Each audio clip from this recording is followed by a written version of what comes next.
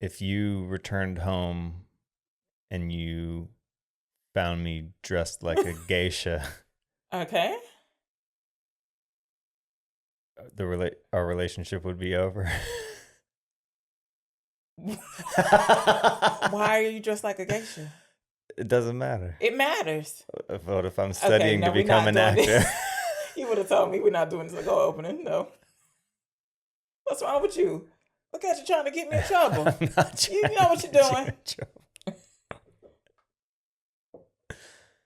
I will have questions, but I'll let you know now I'm just not in the minute cross dress.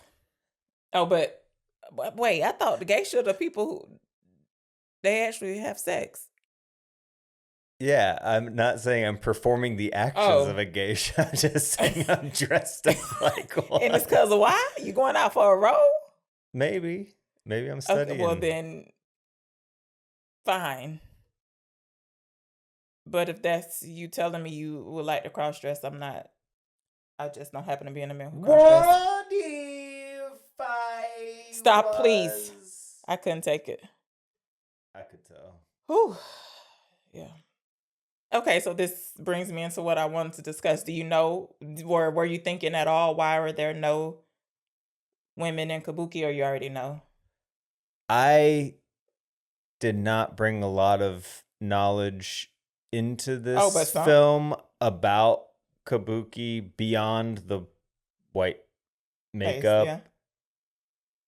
I also don't think that I walked away from it with any knowledge a lot deeper. I definitely was picking up a lot along the way, but there was a tremendous amount that was lost. Not that I necessarily knew or thought I needed to rely on the movie to supply that information, but I do feel like it robbed a lot of dramatic tension and imperative, and actually ended up cultivating an environment where it reminded me of being in church as a little kid and trying to like suppress laughter at times. Oh no. Because of the lack of understanding. Yes. Not trying to be culturally insensitive. Right. We should just get that out of the way before talking anything about this movie. We are in no way equipped to accurately dissect or speak intelligently. We went over this, whichever movie we were talking about not being educated. What and just exploring our own ignorance. I don't know what movie you're talking about. Civil rights. What was? Oh, Kramer versus Kramer.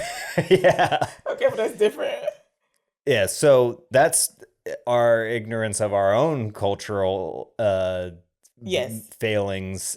Okay, we'll get into that. Let alone going into the rich tapestry of a centuries much older history of Japanese culture that we are completely So what I want to say is it started in early 1600s, and it started out with women performers, all women. Okay. And this is from Wikipedia, so if this is wrong. See, my assumption as we were watching it was, oh, maybe this is a thing that just carried over from like Shakespeare times where the men carried over. But yes, I did liken it to that. I was like, oh, for some reason women can't be. Yeah, they're not allowed. Not okay, admitted. So they were, and it became a common form of entertainment in red light districts of Japan. And so after the performances, the women would offer sexual services to the people who were watching, or the men, if you could afford it. And apparently fights would break out. So it sounds like a good way to cultivate following. So authorities were like, okay, no more women performers, just men, boys, I should say. But apparently sexual relationships between samurai and young men were a thing. Okay. I don't know if it was accepted. It looks like it. I don't know. Should we be veering into this? Just listen. This is all Wikipedia. If it's wrong, I'm just telling you what I found. So anyway, a shogun, is that how you say it? Anyway, a military ruler. He was into it as well. But after he died, and because fights would also break out to get with the young boys who were performing, then they changed it to dudes over 15. Okay. Then middle 1600s, then had to be adult males. So that's where we are, or that's how it came about. That's interesting though. Because the whole time I was like, well, I wonder why women can't, because the whole voice songy thing, it was grating on me a little bit. Yeah, it just started to generate more questions than it was illuminating me about what the hell was going on or what. I was trying to bridge the gaps myself, and the conclusions that I was coming to was, oh, these are recreations of centuries old stories or plays, or like these are very, I don't want to start throwing ancient in there, but I was thinking that they were from 1600s it could be considered ancient. Yeah. I just was assuming that these were old plays. Like I don't know what to even liken them to. Like when Shakespeare was 1600. What do you mean liken them to? Yeah, these seem more like mythology kind of. Okay. Didactic, like lesson teaching kind of stories, or ethics plays, or morality plays, or things like that. My unsurety as to what was, obviously they were paralleling. Well, were they? Black and white. Welcome to Black and White Movie Night. I'm Black. I'm White. I'm Brittany. I'm Brendan. And this is our Black and White and Gold Oscars edition. So we are discussing any film that was nominated for this year's Oscars. Doesn't necessarily have to be Best Picture. So, for example, this one, which is Makeup. Kokuho. It's a Japanese film. It was nominated for, hair and makeup. It is apparently now the most successful live-action Japanese film in Japan in history, which is kind of cool. So, please pardon my pronunciation of these names, but I'm going to try. So, it was written by Satoko Okudera, novel by Shûichi Yoshida, directed by Song-il Lee, and starring, I forgot already, is it Rio or Ryo? They said his name. Rio. Rio Yoshizawa as Kokuho. I feel like the ends of the names didn't get pronounced. Do you know what I'm saying? Because because they say the names all the time, and I was like, that doesn't sound like what the letters I see on the screen. So how would you think his name is? Kokuho. His real name, not the stage name? I guess we should have said the Toichi. What'd you say? Yeah, there's a lot of nomenclature going on here. Yes, apparently they have stage names and their real names. So, Kokuho, sorry. Ryushi Yokohama as Shunshu. See, I feel like his KE didn't get pronounced either. They were, were they shortening it? In the subtitles, it was clear as day, and I could not extract an approximation of them verbalizing it. It either is just the way the language is. The translation from the characters to letters, whatever, doesn't cross over. I'm not sure, but there was. I would attempt to say it based on the way it's spelled in English, and that's not at all. No, there was no utterance that correlated to it, to my mind. So, Kokuho is going to be the young boy who is interested in kabuki, who gets adopted into an actor's family. Shunshu is the actor's son, and the older actor, is played by Ken Watanabe. Watanabe? Oh, I don't okay. know. Maybe Watanabe. He's going to be the most recognizable actor really? to What are you known American for? audiences. Where are you from? He was in Inception. Oh, well, I didn't see that. Yeah, he was in. Oh, okay. He's been in a Cool. lot of big American films. He was in one of the Pirates movies. Really? Well, when you say that, you're talking about Pirates of the Caribbean? Yeah. One of the Pirates movies, like they the only pirate One film. of the Pittsburgh Pirates Please. baseball movies. Could have been talking about some pirate movie I can't think of right now, Hook or something. Treasure Island. I don't know. Okay, and now for the 6-7. Hey, before we do the 6-7, we should let ourselves. I don't want to try to make it like we're letting ourselves off the hook, but also beyond our complete ignorance of the subject matter. Yes. It's also an adaptation of a book, which apparently. Yes. I'm so sorry. Didn't I say novel by Shûichi Yoshida? Oh, okay. Well, it's the novel's 800 pages, which is substantial. Even when you're translating that to a 3-hour film adaptation, you're still leaving a lot off the plate.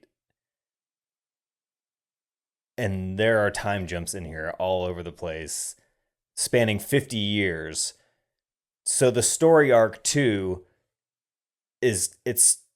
necessitates a deeper understanding because the time jumps in there. Okay, we'll get into that more later. We'll go to the 6-7. So the 6-7 is a synopsis using 6 or 7 words, a good one and a bad one. So the good one is sort of like you're trying to convince someone to see the film, and a bad one is if you're trying to dissuade someone from seeing the film. Would you like to go first or last? Go first. All right, so for my bad, I have a boy studies to become an actor. And for good, a man dedicates his life to kabuki. You? Bad or good first? Which one? A Yakuza orphan becomes national treasure. Okay. Which Kokuho means national treasure. But never mind. I was going to say, but I wouldn't know what you were talking about if you said Yakuza boy. I mean, I do now. But go ahead. So was that your good? Did it make you interested? No. What's your bad? So you don't know even what a Yakuza is? Yes, I do. Didn't I just say I do now? But you didn't. Because I had to look it up after the movie. So you didn't. Like I knew it was when they said the word Yakuza, I knew it had to do with him and his family. But I didn't know what that was. And I didn't read the synopsis beforehand. I just saw the trailer.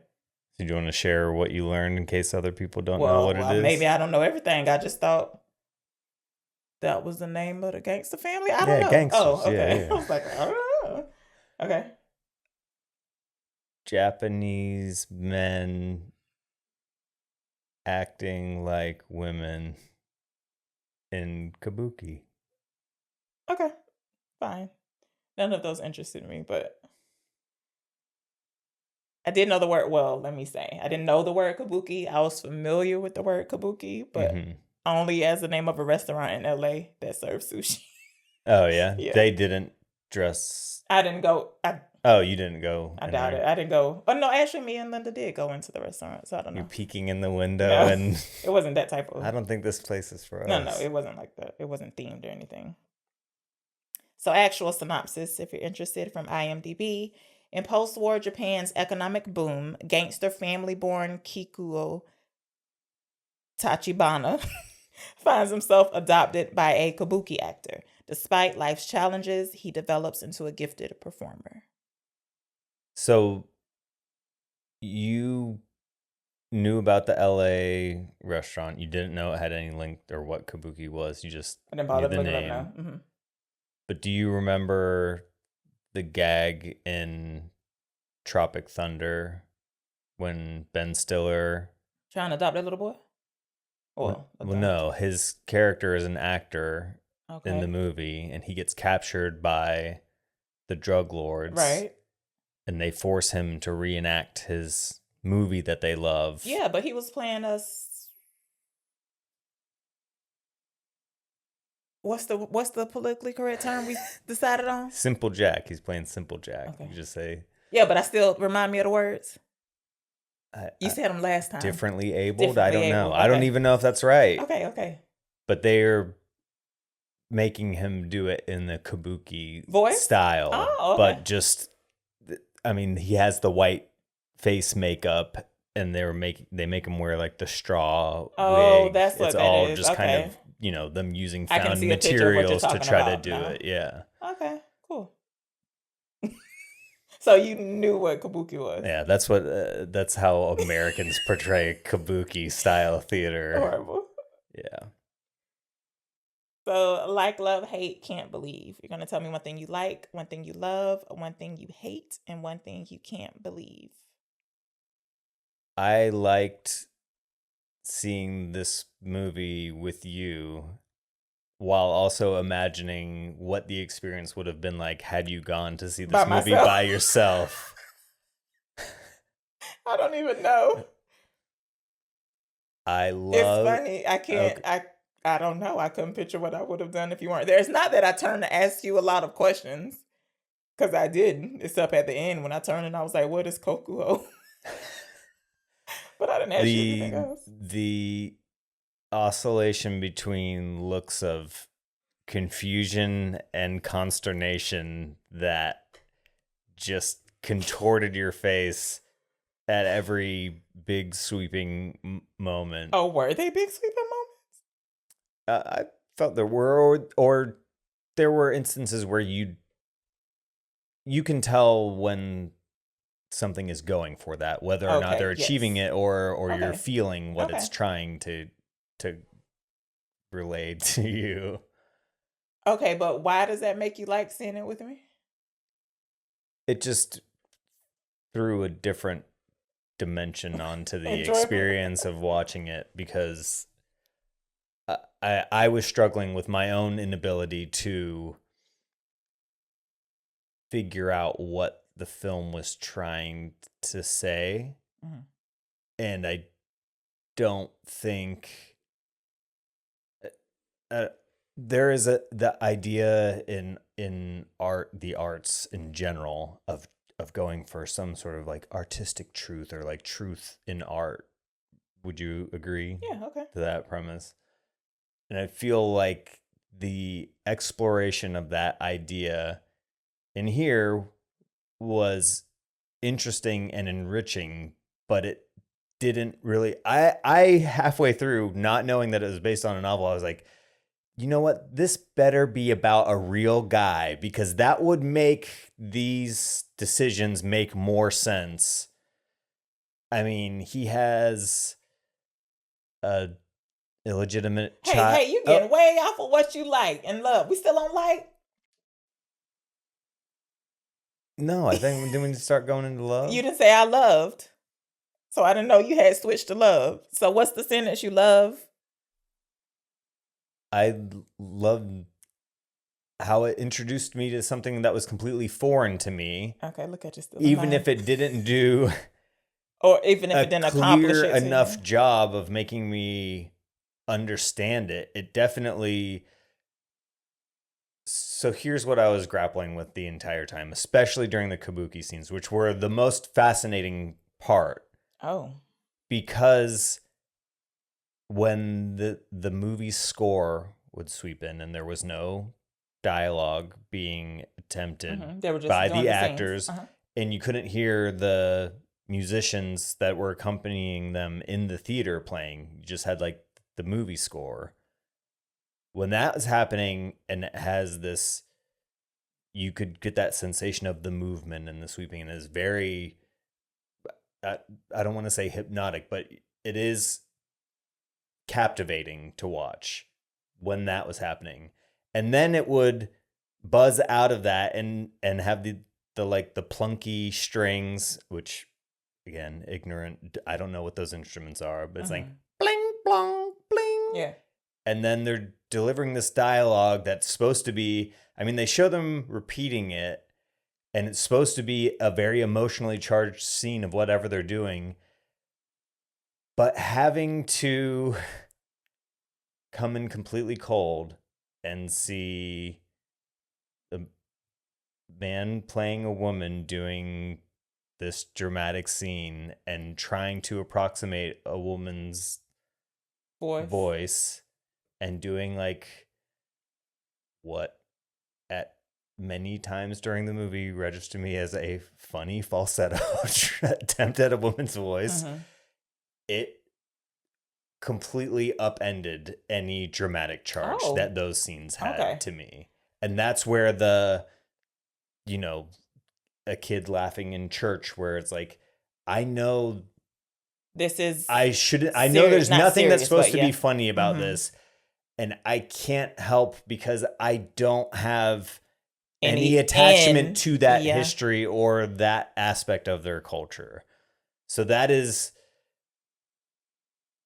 I mean, is that a failing of the movie to establish that connection, or is that a failing of me to latch onto it? I don't know. So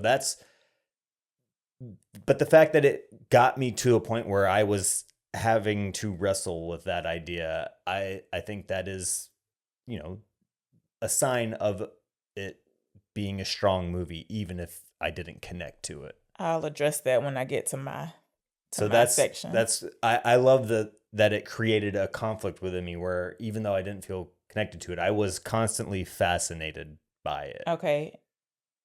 And your hate, or was it also part of your hate that you didn't understand what was going on? Yeah, I guess that dichotomy, I mean, there was so much more. Okay, I get it. You're playing the local audiences. Huge hit in Japan. You'll connect with people abroad to some degree, but there is some sort of groundwork or some sort of foundation that needed to be set. Now, we should admit. Oh, okay, yes. We had a trying time getting to the movie. It was only playing in a theater that was very far away. We had to struggle with a hour and 20-minute drive that turned into an hour 50-minute plus drive through horrific traffic conditions. Ended up missing somewhere between 3 to 5 minutes. But it was still the opening scene, so I don't think... Yeah, we saw the title card come up. We may have even missed less than that. Yeah. We don't really know because there still hadn't been any dialogue. It was and just looking at the plot breakdown elsewhere, like it doesn't seem like we missed any other scenes. And as the film went on, it became clear that there was nothing. If there was some big text-heavy, dense information dump at the beginning, there's nothing that could have been contained in there that would have helped me get to any of the stuff I alluded to before. All right. And can't believe? So that frustration was like, and I can't believe, right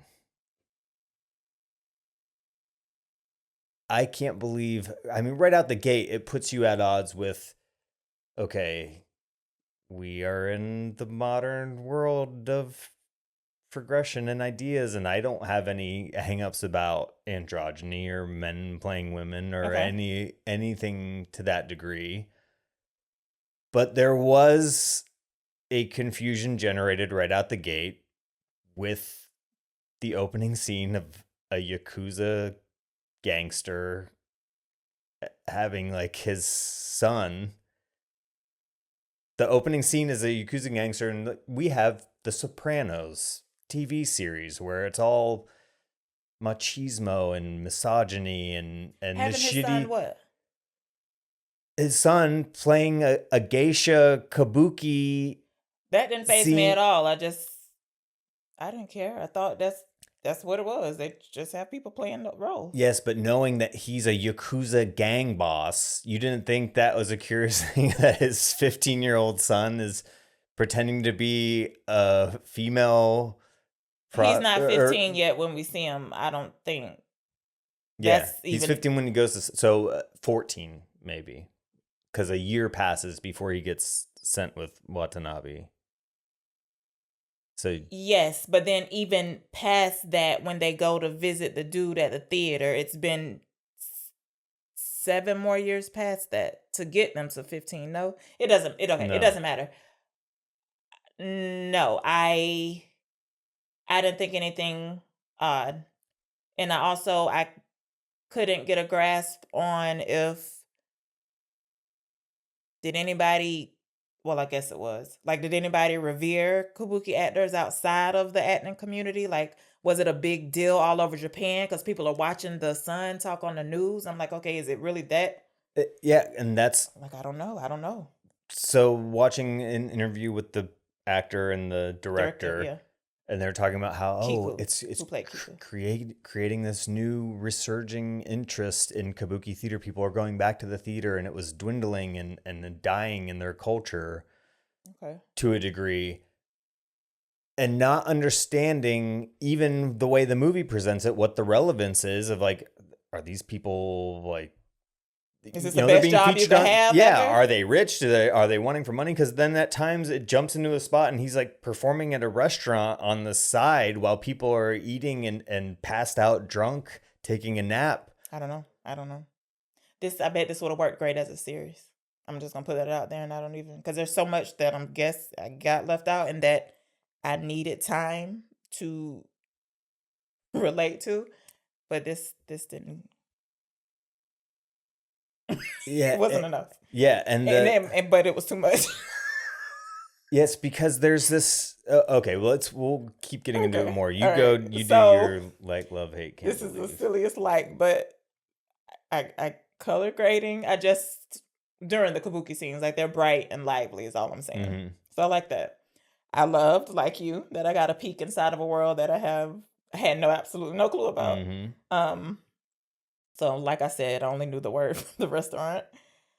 Hate. So it felt more to me like a film about kabuki, and we just happened to also have actors who that was their arena versus it being about the actors themselves. Does that make sense? Like, I feel like the runtime of the movie, it had to be at least half and half with the kabuki scenes versus the non-kabuki scenes. Yeah. And you appreciated that, and I did not. I was like, this isn't... Yes, that's where it lost a connecting thread to me, because it kept going back and forth between...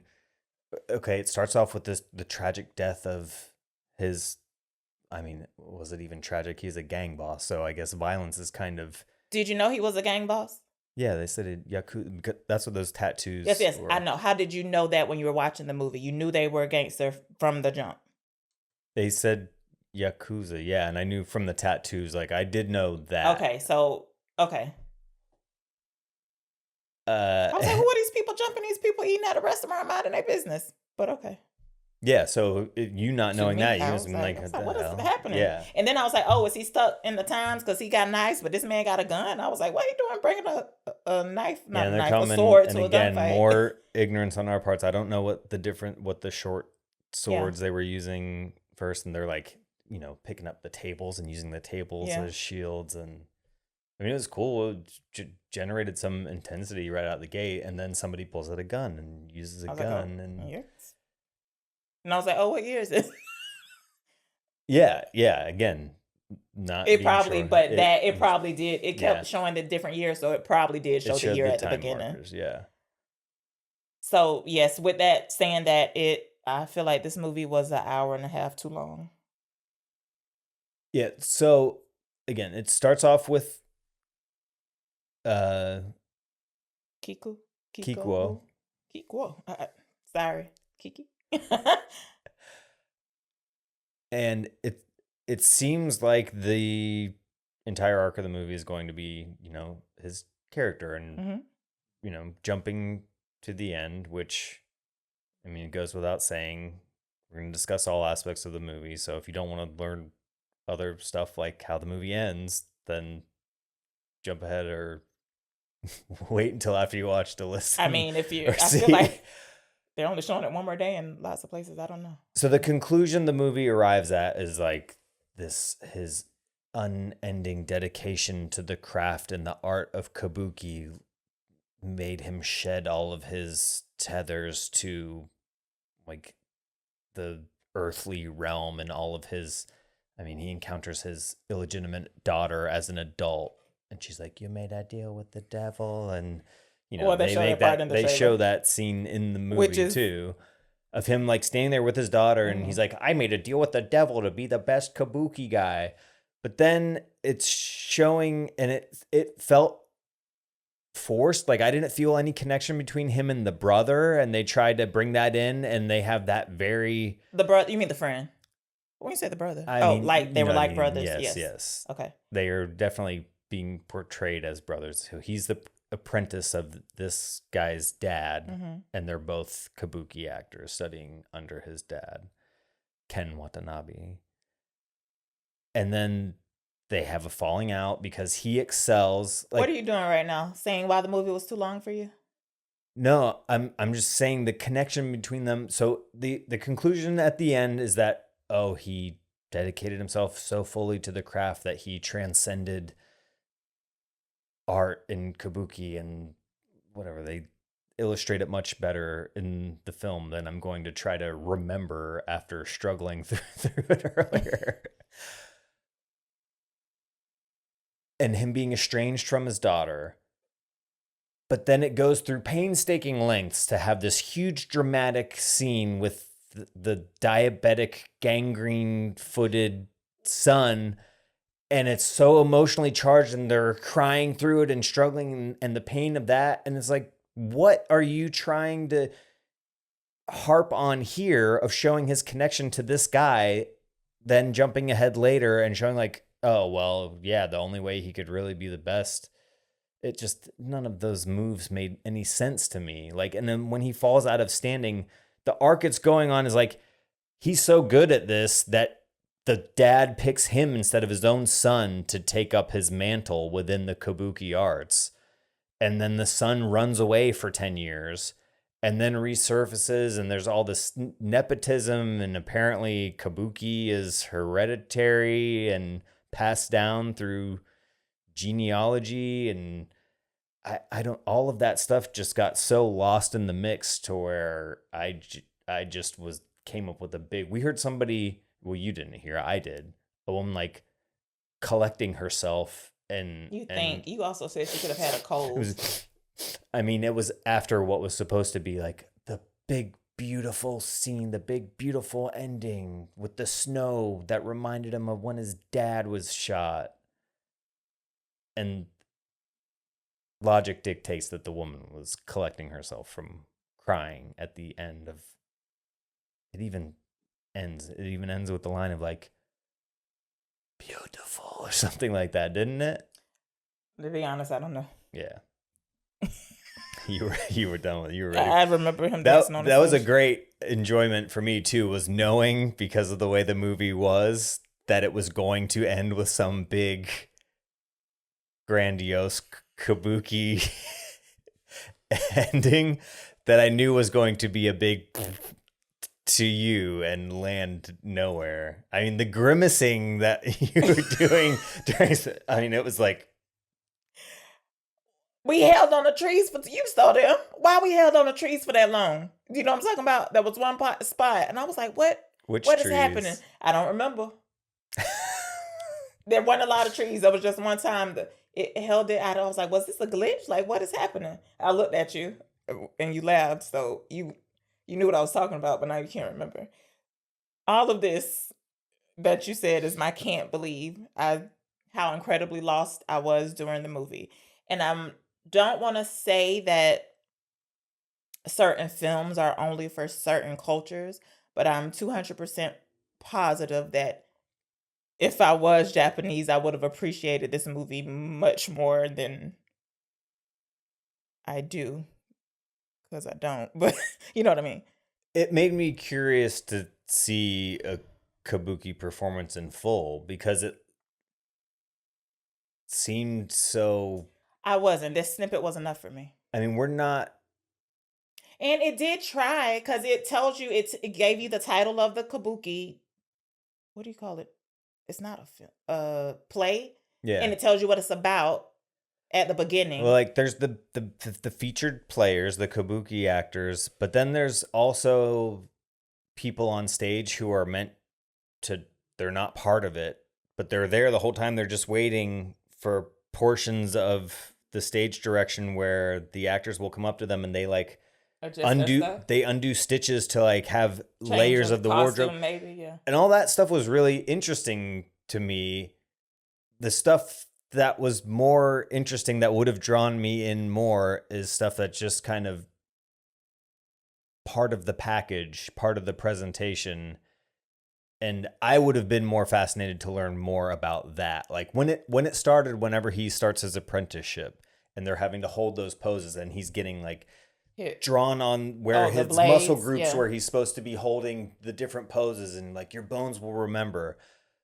That was drawing me, the opening, that part was drawing me in. And then it started getting to all those time jumps. So yeah, like I was saying, I just being lost during the movie and not understanding or relating to the characters enough to understand their motivations. Mm-hmm. So like, let's say after Kiko gets chosen to, I don't even remember what play it is, but Shoshu is not. It's after his dad chooses him to do whatever the role is. And he's crying and he leaves the performance like, okay, he's disappointed. It's like the suicide play. Haru comes out, who has been hunching Kiku, by the way.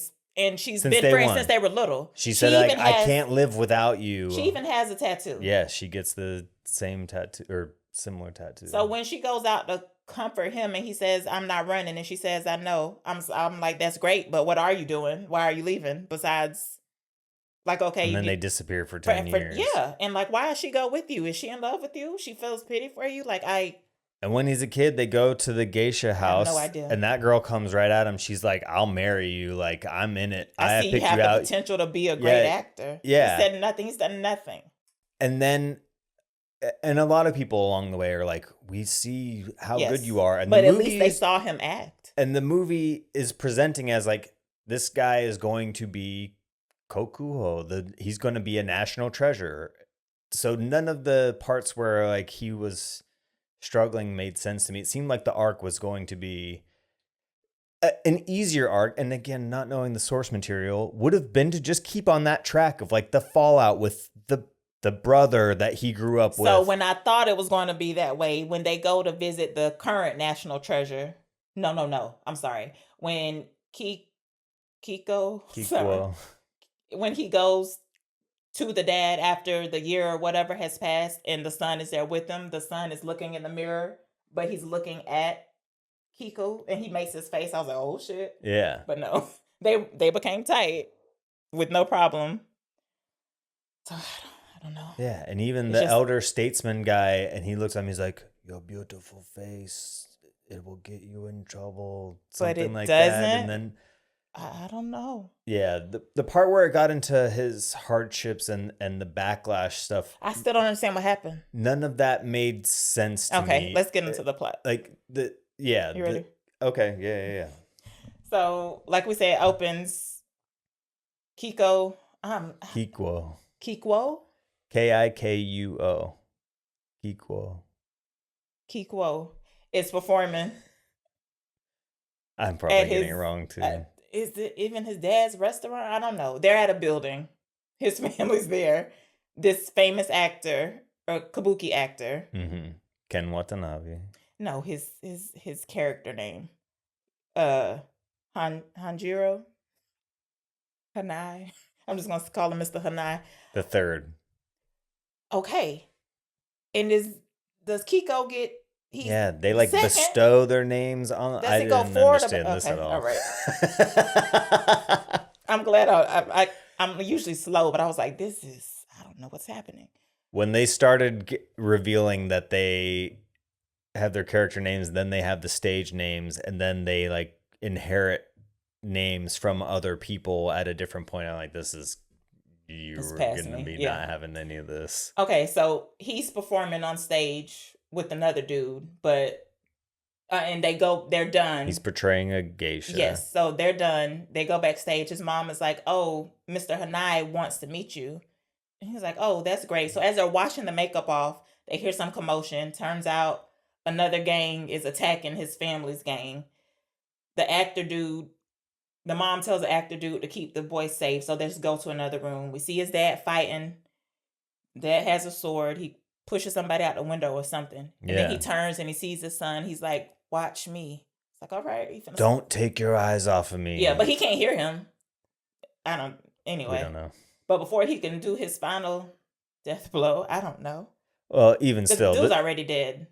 Yeah, the person that he's outside with, he's, primed to strike this guy down, but there's still a bunch of rival gang people inside. You are going real slow for a lot of people to be left in the building. Like, what is this performance? Not my business. He gets shot, so he falls down, and you can just see the blood on the snow. And the snow.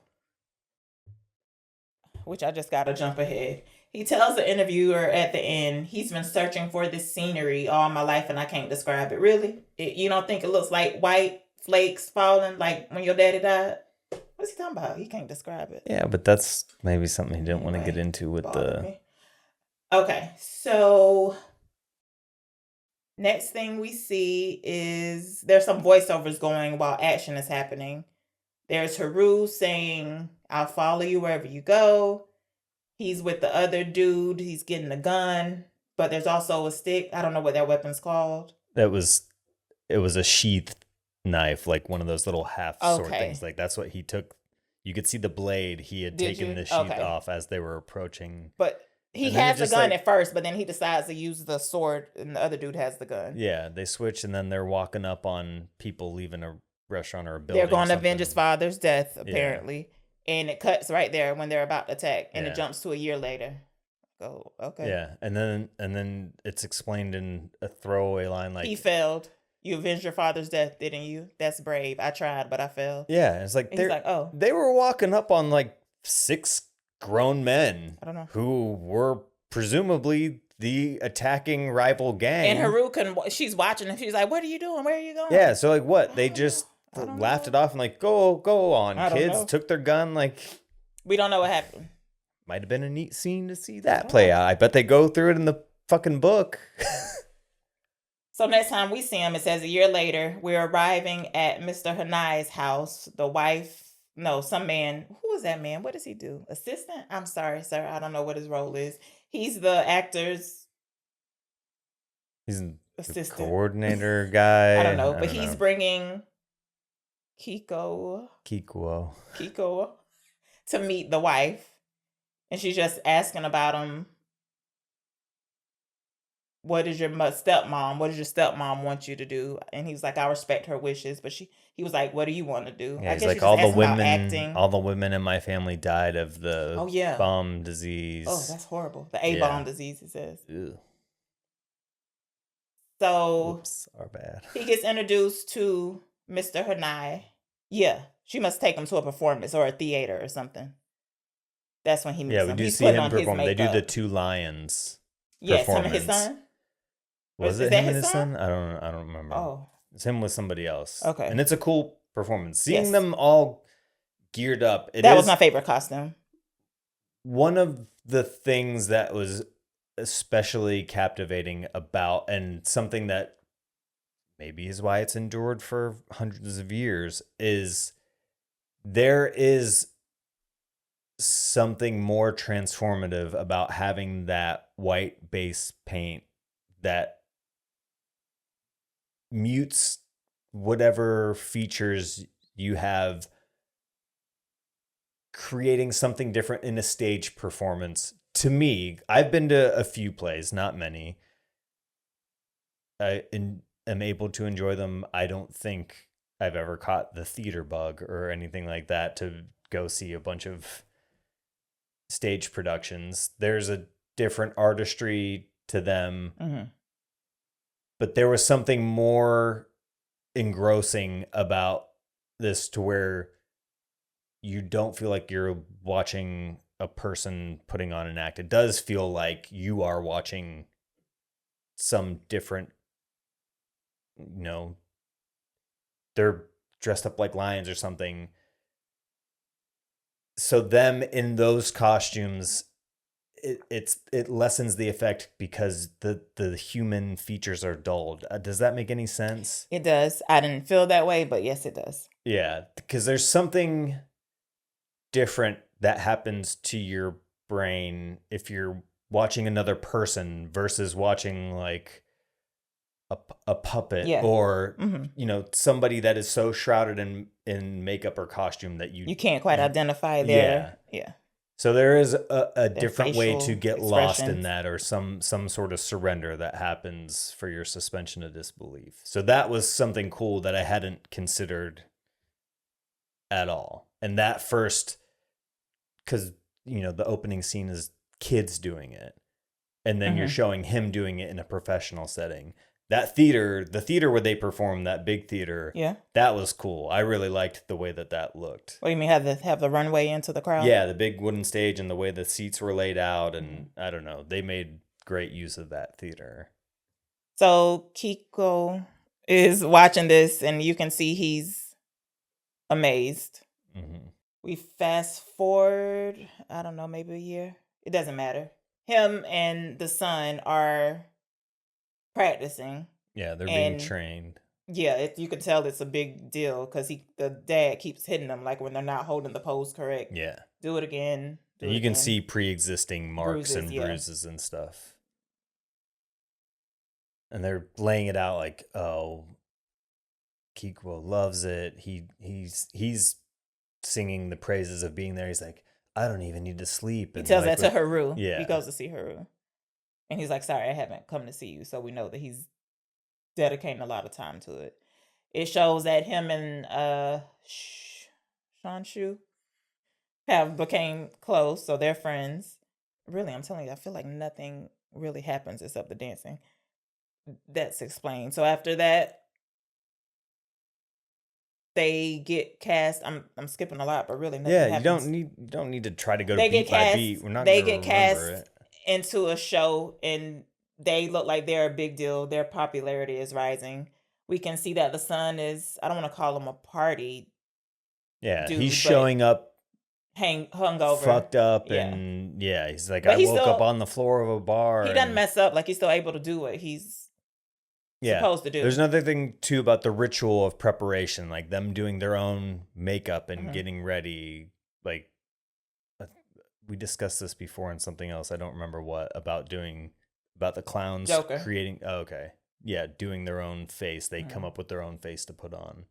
So for these different performances, presumably each one they dedicate themselves to the craftsmanship of it, and then they're creating their own individual face for each one. They the eyebrows, they must put something in to keep them. It looks like the wax. It looks like it was. Okay. Yeah, the wax kind of dulls it and makes like this one smooth, gigantic forehead. Yeah, so they're getting interviewed. I'm assuming the red is always only for women. I would imagine to like lips, rosy lips. And this was, maybe it was the opening card before the movie started. What? But it wasn't until watching that interview with them. What did he say? I didn't understand within the framework of the movie. I'm like, oh, I guess he's just better because of his features at getting picked for the female roles. But no, he's like a dedicated female performer. That was the onagata that they kept saying. Yes. Which I didn't. That it did say in real life, like they did used to get chosen for if they were beautiful. Yes. But at no point during the movie did that fully click in for me. Well, the dude said, you're beautiful. Yes, but I still. And when he's performing, and this was another part, I'm skipping ahead, when he's at Off-Broadway. And the one dude comes on stage and he's like fascinated by him. And then backstage, they take off his shirt like, are you a girl? I'm like, what are y'all talking about? So what? So even within their own culture, the people don't understand it or what? You said Kabuki had fallen off, so they didn't know. But I don't know. I was like, what is happening here? Yeah, and then later, whenever they do the reprisal of the suicide play. And he has to play. And he's like, yeah, I'll just play the male role. Because like I know, but it seemed like, oh, you well, could he could have switch just done whenever. that whenever. Yeah, I don't know. That's the way it's presented. It's not like, you know, they didn't cut to like a broadcaster being like, in a dramatic role reversal, Kokuho will be playing the male. I don't know. So they're celebrating. Haru comes. So they're grown now. Not grown, but what are we? 20? Yeah. 20 something? I don't know. Haru comes and hangs out for a little bit, and we see her and Kiko. They hunch, and he says, I want to marry you. And she says, no, you're at a crossroads with your career. Just meaning he's going to get popular and I don't want to be around for that. Like, what was that about? But then she was like, you'll see, I work hard so I could be your number one patron. I don't understand what happened with them. I didn't know. It was unclear to me the line it was trying to take because he gets orphaned at the beginning. So it seems like the clear line of the film is going to be like the orphan who becomes great at kabuki because he attaches himself to that at a young age and has gone through. That is. Yes, but then it has all these side steps along the way that didn't feel like they lined up with his characterization. Okay, yes. Oh, okay, we'll get to that. So after this, him and Shûichi was the one who takes him to the geishas to celebrate. And this is where he meets the girl who's like, I want to be with you. I can tell you're going to be great, even if I have to be your third mistress. I'm like, geez. He was like, you don't even know me. She was like, please. I know. So, and we don't see her again till a long time. So anyway, they're back, him and his brother performing. Okay, so what is your perception of the geisha? I have not seen whatever film that was. Was it Memoirs of a Geisha? Didn't see it. But I was under the impression, I don't want to say that it's an honor. That's what I thought it was like in elevated position. I mean, you fuck, but you fuck important people. It's like the geisha arts or I'm something. so sorry if this sounds offensive to any Japanese people. I really don't mean it that way. I'm just telling you what I thought was happening. Have you seen Memoirs of a Geisha? No, I haven't. How old were we when it came out? Maybe we need to go and watch that, but it's Hollywood, so.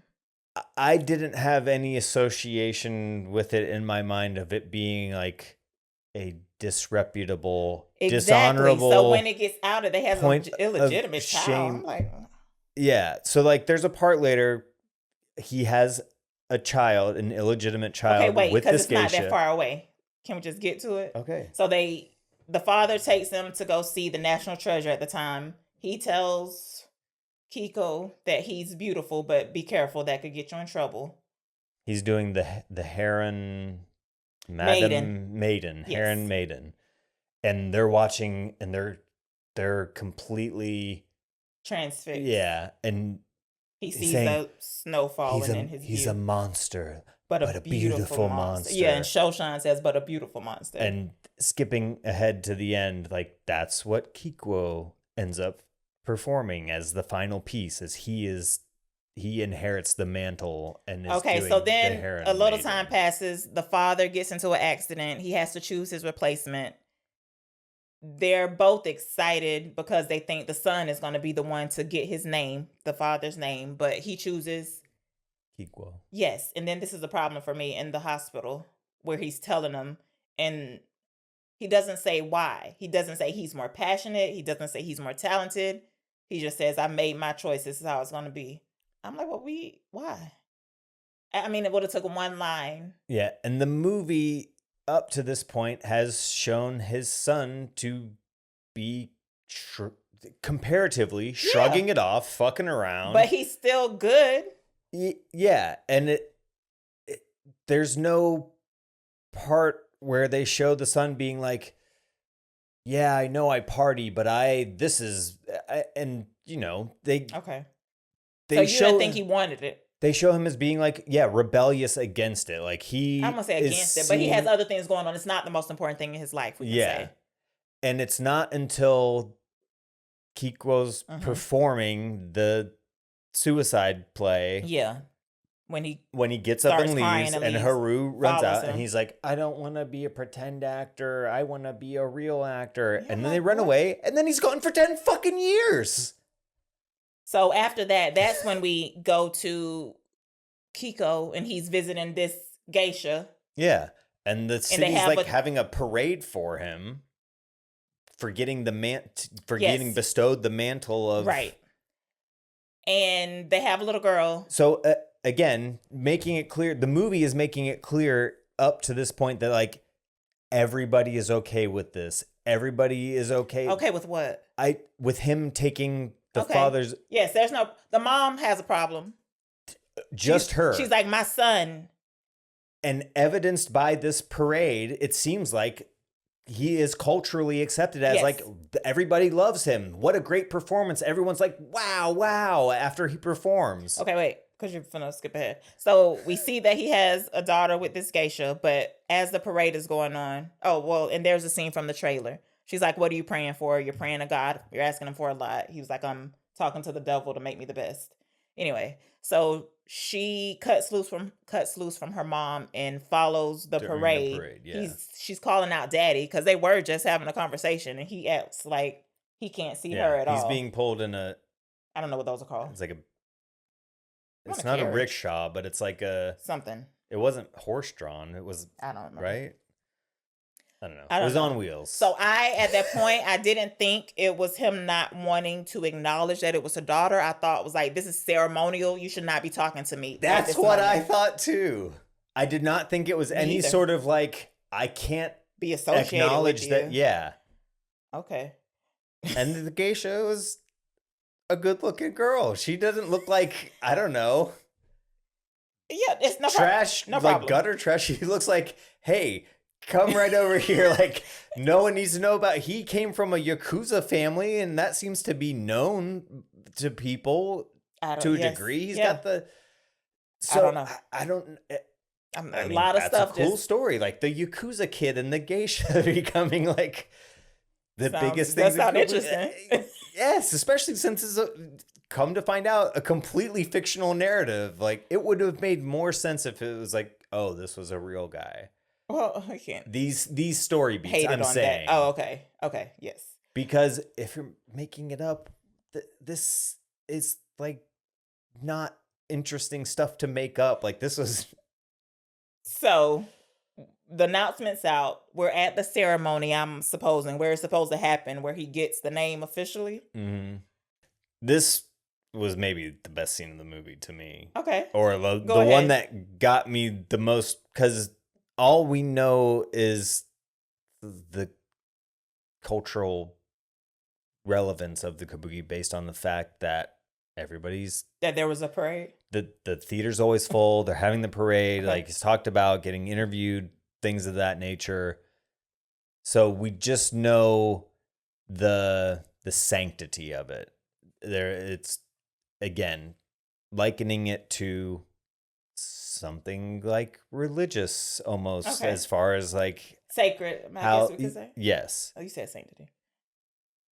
So it's to be admired. At least we know that much. Yes, and it's in the same theater, like full house. Everybody's there to witness this. So we're like, okay, this is a big deal. They're not performing; they're just there to transfer the name or surrender the name. I don't know. And then Kiku tells a story. I was an orphan. I got taken in by this guy. I'm so grateful.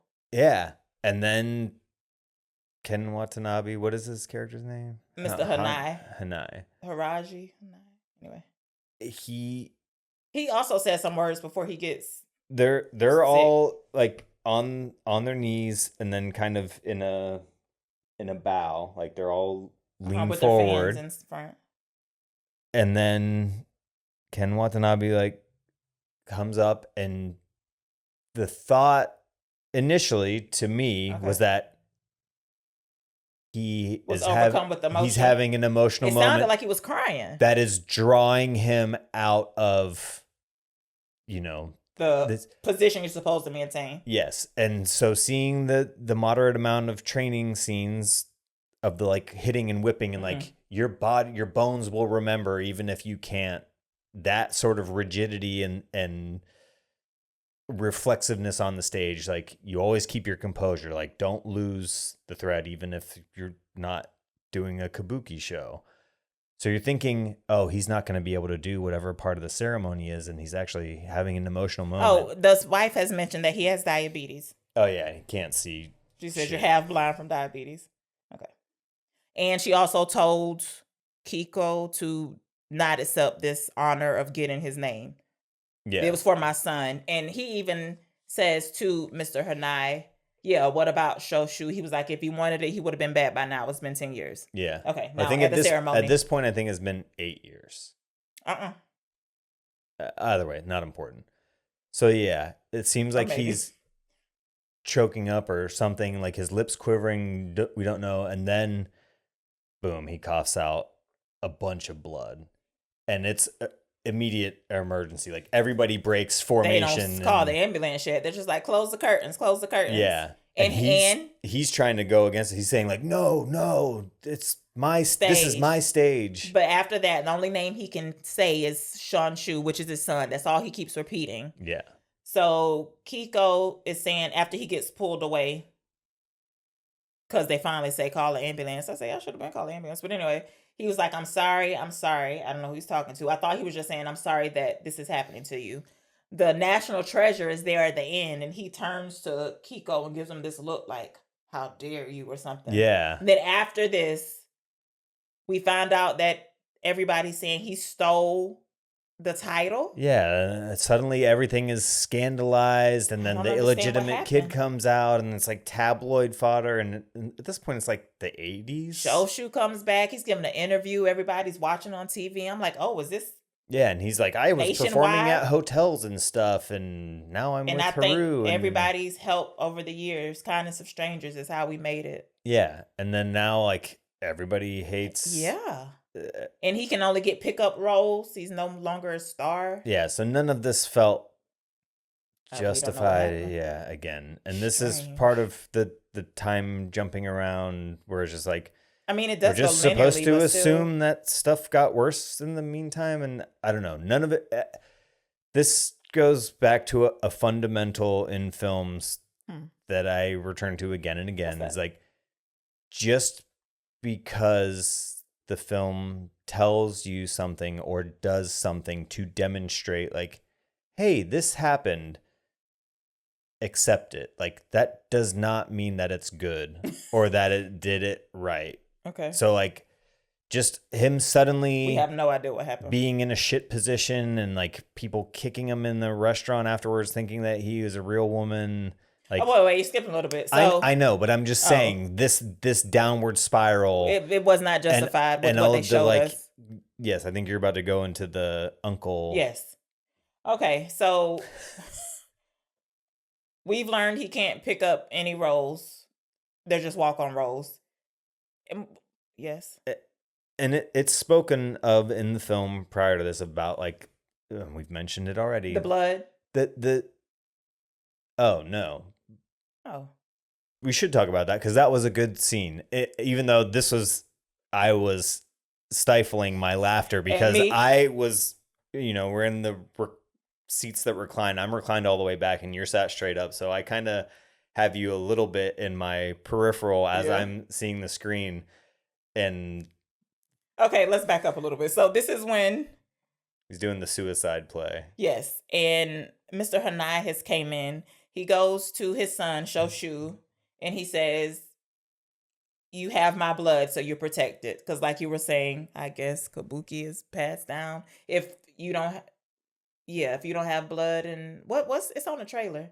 If your father's not in kabuki or nobody, something. Yeah. Okay. And then he goes to Kiko and he says, have you ever missed a day of practice in 7 years? No, you haven't. So if you forget when you're up there, your bones will remember. Yeah. So after he gets named as the heir to the title, or whatever it is, I'm sorry, it's not called the heir. Shoshu is backstage and he sees that Kiko is shaking, and Kiko says to Shoshu, I need your blood right now. He's trying to put his makeup on and Yeah. he can't. He's holding the brush and he's like, his hand won't stop shaking. It's the red he's trying to put on. He's being confessional and he says to him like, I wish I had your blood. I was just confused. I was like, what? But that's all. I don't think it was entertaining. And then he was like, I could drink a cup of it. I was like, what? I don't know. I mean, I knew what he meant afterwards. I was like, What did he mean afterwards? Please, he wanted to feel protected. Like he belonged? Yes. Yes. Okay, that's fine. He just chose a strange way to say it. I was like, I don't know what's happening right here. I thought he was confessing his love for a moment. Like, even though he had been chosen by and large in a way, he still feels lacking. He didn't feel any acceptance. And he's right not to. Next thing we know, I don't know. So, okay. Yes. Fast forward back. We as audience members, or at least I did, am still of the mindset of like, yes, but this is our guy who everyone is recognizing. Even the geisha is recognizing his talent. Like, she wants to fucking marry him upon first sight whenever he's 15 years old. Yeah. Okay, so fast forward again. He's been shunned, more or less. He can only pick up stray roles. He's got a illegitimate daughter in the wind. He's apparently disavowed entirely. Although it's coming to the magazine, the tabloids, like you said, it's got out that he has an illegitimate child. Yeah. Whatever. Anayo, something like that. Sorry. It's not a hard name. We just don't remember it. Wait, where was I?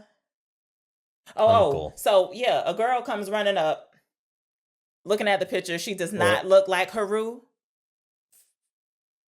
Yes. Just prior to that, there's some he asked big chubby dude smoking a pipe. Was it a cigar? I don't know. I thought he was smoking. He's smoking something. He is in charge of casting apparently, and Kiku asks if he has a role for some. He's like, "Have you cast the 9th something in whatever? I heard you're putting on this production. Have you cast the 9th whatever?" And he's basically begging for a part. And he says, when you're in a scandal, you should just lay low. Yep. Basically, you're not getting this part. So anyway, he's out walking in the hall. This young girl comes bouncing up. And her demeanor is exactly how Haru was. And I swear even the same hairstyle, but maybe I'm making that up, when she was younger. So I was like, wait, Haru done came back? Because I turned to you. I was like, who was that? You were like, Haru? But it wasn't. It's another girl. And she's calling him Uncle Kokuho. But just like from familiarity, not that she's really, that he's really the uncle. So again, these are two... Akiko. These are two brand new characters. Yeah. In this scene, introduced right here. Oh, wait. That man smoking is the one that's going... Is that her daddy? Yes. Oh, okay. That helps a so little bit, after but you it asked doesn't me matter. who that was, and again, this is where time jumps working against it. Not knowing, like, because different actors are playing the characters at different points in time, depending on who the character is. Certain characters have through lines, like Ken Watanabe is the same the entire movie, but Kokuho is 3 different actors? 2. I think it's 2. So again, yes, Akiko coming in, we don't know who she is, not readily recognizable, could be somebody else being played by different actors at this point. Again, momentary confusion. Confusion is always an antagonist whenever you're already in over your head trying to understand the movie. But yeah, once she went in and was addressing that guy, I understood better, even though you had just asked me, but I didn't want to disrupt again and try to... So anyway, we see him, I don't know if they're getting ready to go on stage maybe, or they're just... Because they're all bowed when he comes to confront him. Anyway, the dad comes, and he was like, what have you done to my daughter? And then we get this cross-cutting scene of like him getting his ass kicked by this guy and also him fucking his daughter. Yeah, she's like, uncle. She's like, I'm not, stop calling me uncle. I'm not your uncle. Not in a bad way. And she's like, I'll be your wife. Yeah, so I was like, okay, and he's like, ugh. So the dad's like, you only fucked her to try to win favor from me because apparently he's an investor in Kabuki theater. But he doesn't say shit. And then he says to the daughter, if you want him so bad, you leave. And he was bluffing because she was like, okay, I'll go with him. Mm-hmm. And they walk off. And then I guess she does. Yeah, she leaves with him. So now they're having to make ends meet, I guess, because now we get him performing in banquets or off Broadway or whatever you want to say it. Driving in a shitty car that gets a flat tire and they have to carry all his gear to this. You keep saying off Broadway. It's literally a restaurant. Like the people are sitting at tables not paying attention and he's just off on the side like,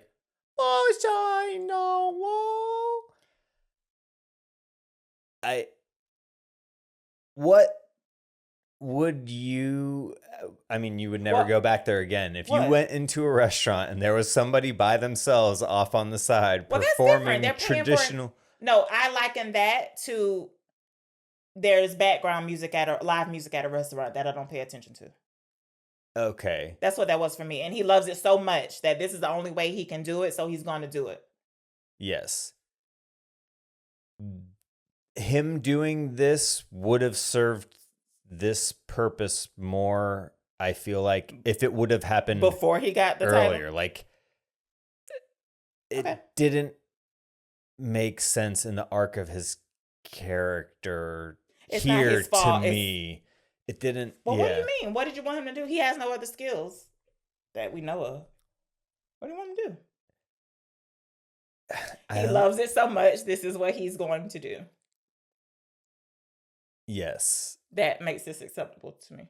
But this was where the not knowing, like, did he have a bunch of money to this point, or we don't know what his standing is? Can he make a good living at this besides being revered? Yes. How much could he have been getting doing the restaurant scene? There's no fucking way. There were 10 people there. All the tables are oriented away from him, like to not even be able to see him. So what's the point of performing? I just told you. Why is that unacceptable to you that I need to do this? Like, I love this so much. This is the only way I can do it. I'm going to do it. Why does that not register for you? Yes, that would have made more sense if this was like in the 1700s or something. And there was somebody and he couldn't get any kind of job this at all. Is in the 90s when... It's about to be 90s. Okay. Or maybe. It might be 90s. Yes, well, now. TVs exist. Radios have been around for a while. I don't know. Anyway, yes. So at one of these performances, there's where we meet this weird guy. So as he's performing, the guy gets up on stage and he's just like enamored with him. People pull him off. We get Kiku backstage. 2 other dudes and that guy come. I think the guy's drunk is what is supposed to be going on here. Bottom line, Kiku's like, go away. And they take his little prop. And the 2 rougher dudes, they like pull his gown down. Like, are you really a woman? Like, no. Yeah. Do I look like one? They also, the being from Yakuza family. And I guess, so they take it off and they can see his tattoo. And like, what did they say? A liar, a fake, a fraud, traitor? I'm like, well, what? Yeah. That name was no longer strong because they said it at the beginning when he comes to the actor's house. Yeah. But anyway, I was like, this tattoo I could kick your fucking ass is what it means, but apparently not anymore. No. Means nothing. He's drunk on the roof. I liked this too. I liked the way that it looked, but it didn't. Yes, I don't know didn't make me feel anything. It just looked good, like the struggling kabuki guy drinking. He has married this lady. That's what I assumed was. Anyway, she comes up because she's been helping him. She's like, "Let's go, enough of this," and he's just staring at her. She's like, "What are you looking at?" And he doesn't answer. So she walks off and he starts laughing. What am I looking at? Like, yeah, what are you looking at? I don't know. He's just drunk, but still it's. So he passes out. A dude who ran the theater before, who still is, his dad runs the theater. The bigger guy, because he comes to get him. He's like, the national this is the guy treasure that earlier, like, he talked down to him. He's like, you're nothing, like you're not from any family, and then he like kneed him in the balls and headbutted him in the face. Yeah. And again, that act kind of like, is the rebel without a cause kind of thing. And like even through that, they're like, everybody recognizes his talent seemingly in this period of time. So whatever, the paying that maybe this is another failing of ours, not understanding like the paying the we dues. did forget one thing. Before this interaction with the strange dude, he does go back to the house of Mr. Hanai. He's dead though. But Shanshu is back with Haru. They have the baby there. The mom's still there. And he goes to the mom and he's trying to ask for forgiveness or so that he can get back into the Kabuki saying he world. Disgraced the name. I guess by having an illegitimate child? Yeah, all that stuff. 1980? I don't know. I don't know. But again, we don't know the culture of this, which is why we said maybe that's like you really gotta be in it to feel the severity of what he's done. Yeah, but that was where having some semblance, like knowing the idea of honor and things like that attached to their culture worked as a disservice at times, because it seemed like there was that dedication to the craft and all that stuff that would be establish some sort of permanence for him within that. I don't know. It didn't seem. Also, this is neither here nor there. Before the suicide performance by Kiku, before he gets kicked out, Shoshan, I'm so sorry. He does go to Haru's. He goes to Haru's house. Oh, because him and stop. So after the dad said stop. After the dad decides that Kiko is going to be the heir to the title or whatever, Shoshu and him are outside and he sort of roughs him up. He was like, "You stole everything from me." But then he calms down. He was like, "I'm going for a walk." He goes to Haru's house, or maybe it's the next day, and she comes home and he's like waiting in the hallway. She's like, "Are you coming in?" He was like, "No, I'll go." And she was like, "Oh, okay, bye." So at that moment, I was like, "Ooh, he finna try to steal her girl to get back at him." I mean, which I guess he does, but steal his girl. Yeah, it wasn't. I don't think it was deliberate. I don't even know what happened with them. It doesn't matter. I just wanted to put that out there that they tried to introduce them having something, but no. Yeah, but then they end up having a kid later. All right, so he goes to the house to try to get back in the family's good graces. The mom says nothing to him after he apologizes. He walks out. Shoshu comes after him. He says, "I'll make sure you get a part." He was like, "I don't want your charity." Throwing me yeah, they have a name like the Han Duo or something like that. And that's what they were when they performed together. Yeah, and he's shirking the charity offer seemingly. So that's where I didn't. You're gonna marry some guy's daughter to get the 9th whatever part in some production, but then again, the motivations here and this stuff did not add up. Shoshan just gets to come back like nothing happened. Like the world, everybody's watching the TV like, "Oh, what a rough life you had. We'll welcome you back. Can't believe that happened to you." I don't know. Yeah. He didn't have to leave. He didn't have to stop. Calls him a loser. He's like, yeah. Yeah. He was like, "You disappeared for..." Anyway, fast forward. He's drunk from that night when he said he performed. A dude who was involved with the theater shows up. He's like, "The National Treasure wants to see you." And as they're riding there... This is the Heron Maiden. Yes. Kiku was like, "Why do you want to see me?" He's like, "Oh, I don't know. I guess he approves of you now." This guy apparently was not traditionally an actor. He was a dancer for like 50 years. The National Treasure. Oh yeah. Okay. The Heron Maiden. What was his name? I don't know. Kinjuo. So he's 90. 90. He's laid out on the bed. Is he dying? I don't know. Anyway. He's just laying there. Kiko walks in. The old guy says, "Nothing in this room is beautiful, is it? I guess I deserve it." Did he say that? Something. It doesn't matter. He hands him a fan and tells him to dance. First of all, can you see?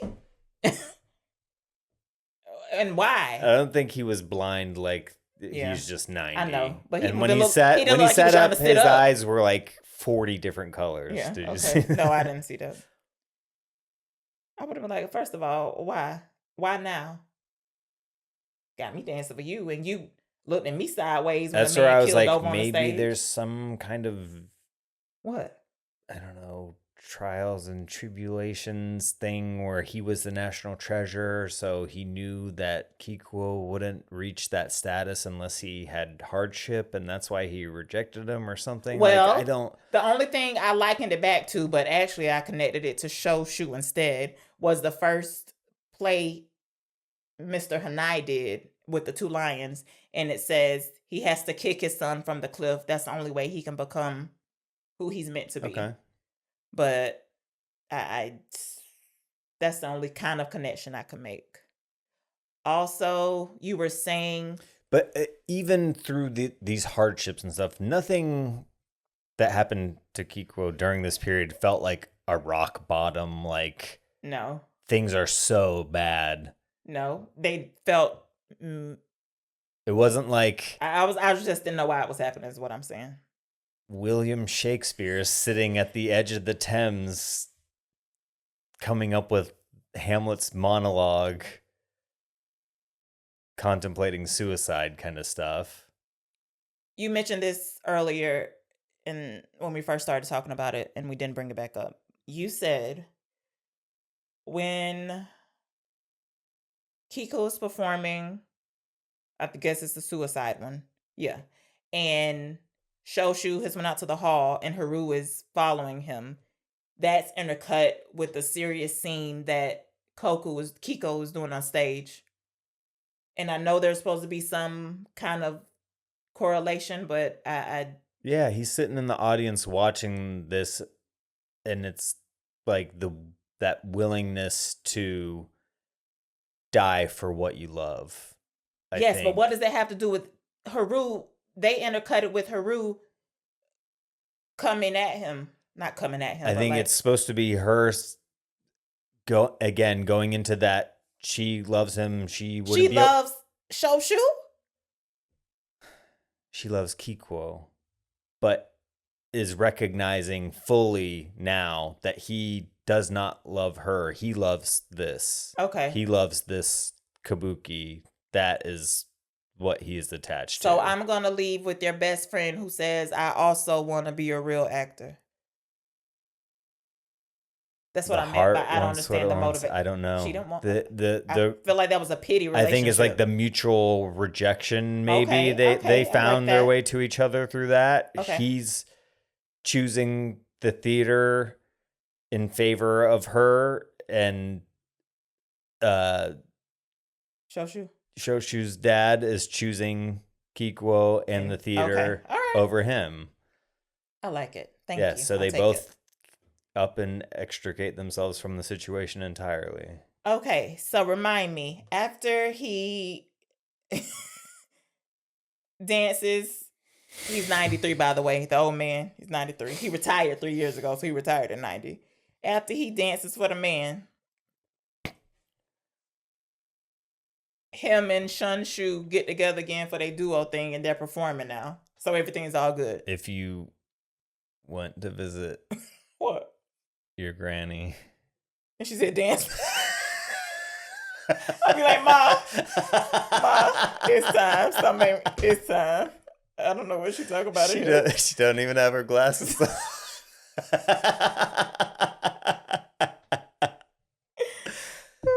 Yeah, my granny will be 96 this year, by the way. Okay. So,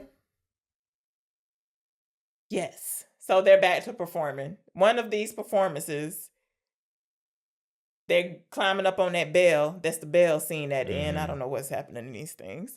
But the dude... They're doing... This is the same play that they had performed together earlier, where they're playing two maidens who turn into snakes. I do want to say, I am amazed. The whole time, I was like, oh my God, somebody's going to trip and fall on these long-ass gowns. Mm-hmm.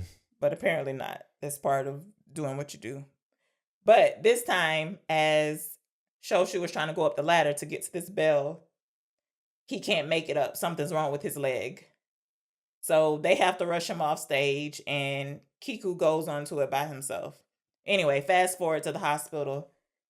He has gangrene because he has diabetes. He Just thought like his daddy. He thought it was a sprained ankle, so he didn't do anything. Which I guess people were like, what? I mean, they had, I'm sure they've Insulin? come in By 90s? even longer ways since then. But Yeah. yes, I would think there was plenty of availability. So we're assuming he didn't know he had diabetes, first Okay. of all, but still.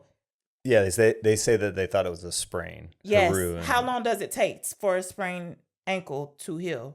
And why would a sprained ankle make your toes black?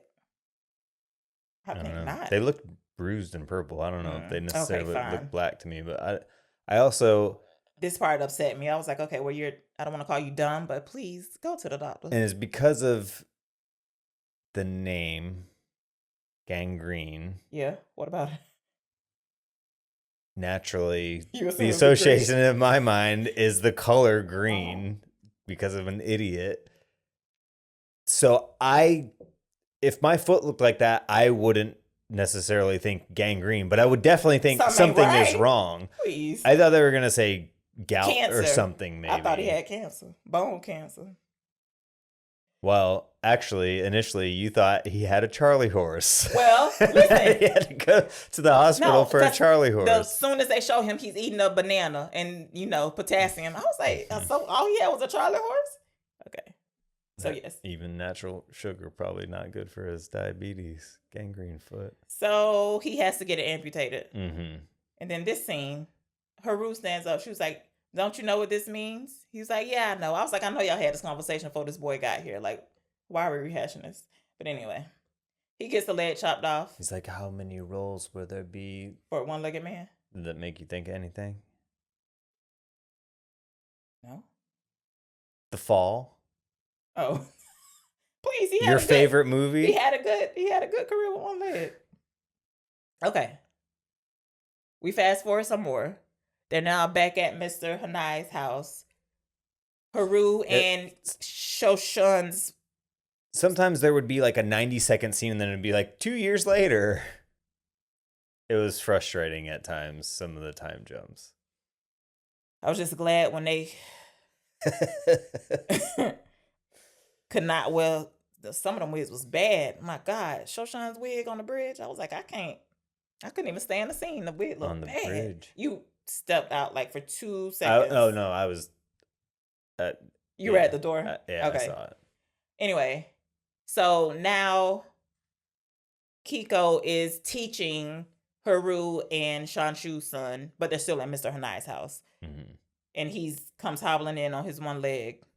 And he was like, I want to do this. He's got a prosthetic Yes, now. but he's like, I want to do this role, the suicide play Mhm. again. Except I want to play the woman. I don't know Mhm. what he says. The maiden. And whatever. then Kiko's like, okay, I'll play the man. And so they show us when Kiko does it the first time and he's the maiden Uh-huh. and he's doing like the emotional scene that from his recovery where he's convalescing, Watanabe is instructing him and making him do, he's like, you idiot, do the line over. You're going to give your life for this and like trying to extricate that emotion from him for the scene. So then the scene when they're showing him played out on stage involves him at one point sticking one of his feet out, Yeah. and there's the man who they suicide themselves at the end, like rests his head in the crook of the foot, like adoringly. Mm-hmm. So then whenever Kiko and Shoshu are putting on the production of this play, now... First of all, that caught us off guard. Well, I don't know if it caught you off guard the first time. I was like, well, what is happening here? I was like, is this a crazy audience member and he just obsessed with the man holders? Anyway, but I understood. He was a character in the play. Fast forward. Shoshu is now in that role and he sticks his foot out. Yeah, his still good, It's- his still attached Foot. It looked regular bad. foot. Yes, that is because they make mention of, if you get gangrene in the other foot. So it becomes clear whenever Kikuo has to rest his head on this other foot that even with the makeup on the foot, you can tell that it has gangrene. But you also heard a now. crack. I was like, oh my God. You didn't hear that? It was just my imagination, or you think it was the cane? I don't know if the cracking is that something that happens when you get gangrene. No, I was like, oh my God, his foot I thought a toe was finna fall off. I was very nervous. I don't think it's not like leprosy where like you will just slough off a body part. No, I'm sure. At touch. But the crack think. that they had, because there was a crack, right? I'm not making that up. There was some sort of noise, but again, I don't know. It could have been. There were like 6 people on the stage during that part of the scene. Anyway, too. I was real nervous. But yes, you can see when Kokuho's resting his head on this gangrene foot, and it becomes more evident as the scene continues that he's not well. This is going to be Shûichi's last performance. Yes.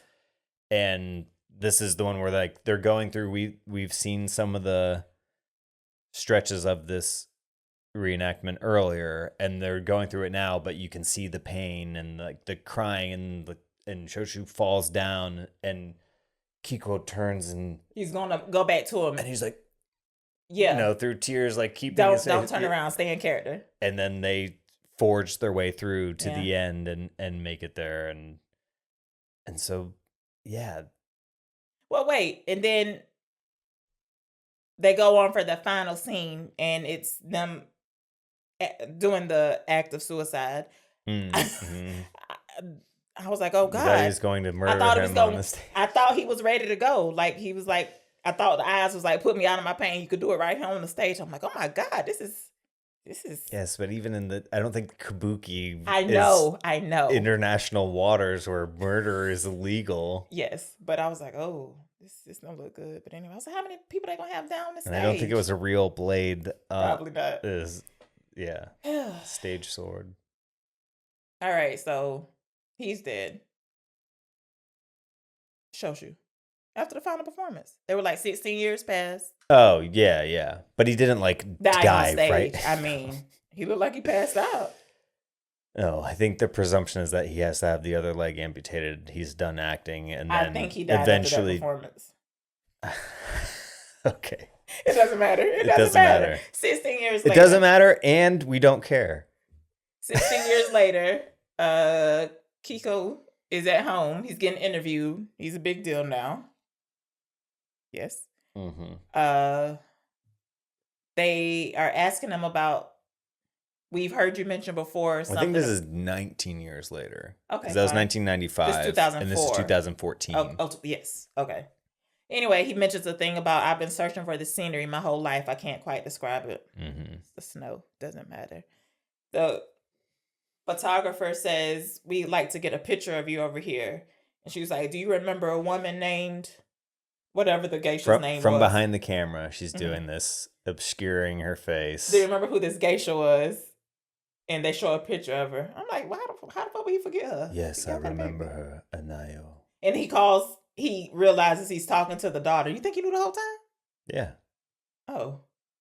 Not just from when she said, do you remember her name? Yeah, and then she expresses to him like, I've seen you on stage. I never regarded you as my father. I mean, past that day, because you were calling him father. And then she's, but I applaud for you at the end. I loved watching you perform or whatever. And then we get his final performance. He's the Heron Maiden. It's a big deal to the world. The movie's over. The Brittany scale.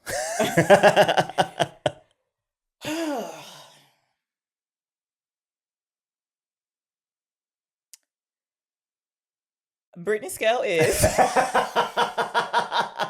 a for fun rating system that we use. It is made up of words that Brendan noticed that I use frequently when I'm describing things. So from bad to good. From worst to best. There you go. Or that. It's bad, okay, regular, decent, and good.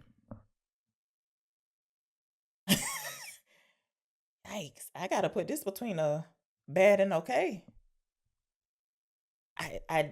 I needed to know why the characters were doing what they were doing. Besides, the only one was Kiku, the guy that he loved it, but everything else, I was like, I didn't care. Yeah, I am gonna land. And I know a lot of that is because culturally, I guess I didn't understand what was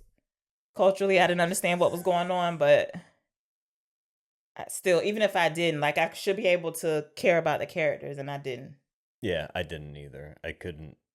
I felt Nothing. none of the emotional movements.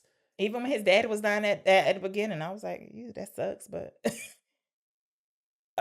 I was gonna say, except for when he coughed up the blood on stage. Okay, right. You said I felt genuine, like the concern overall in that moment. It overwhelmed me for sure.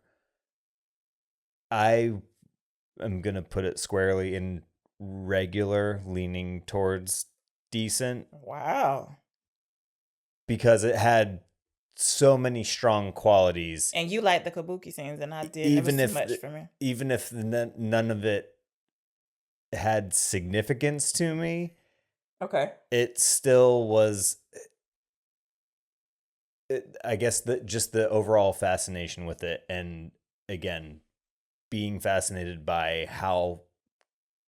I mean, it's a foreign film from another culture, but how completely foreign everything was to me. Like the reverence of the portrayal of something that you don't understand, hearkening again back to like a kid being in church, was like everybody being so reverential towards something that you don't understand does elicit that response of like, I don't get it. I want to be respectful of the respect that other people have for this. Yes. But me not understanding it and it being so outside of the character work was not strong enough. The kabuki scenes were the high point, if I have to pick one. You know what I mean? Even though I didn't enjoy them, like I only needed one of those. Yeah.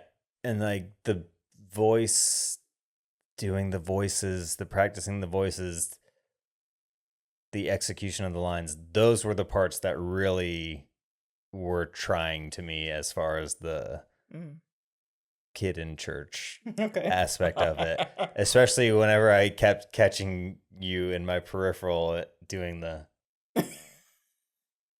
the confused face. Oh well. Should have stuck with it. I saw the trailer the first time. I was like, oh, this ain't gonna be for me.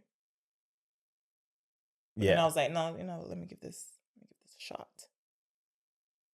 As an exploration of kabuki theater, the aspects of it that did draw me in and make me want to learn or understand more, that are maybe just so intrinsic to what it is and already understood that they didn't feel the need to explore it, maybe. Okay.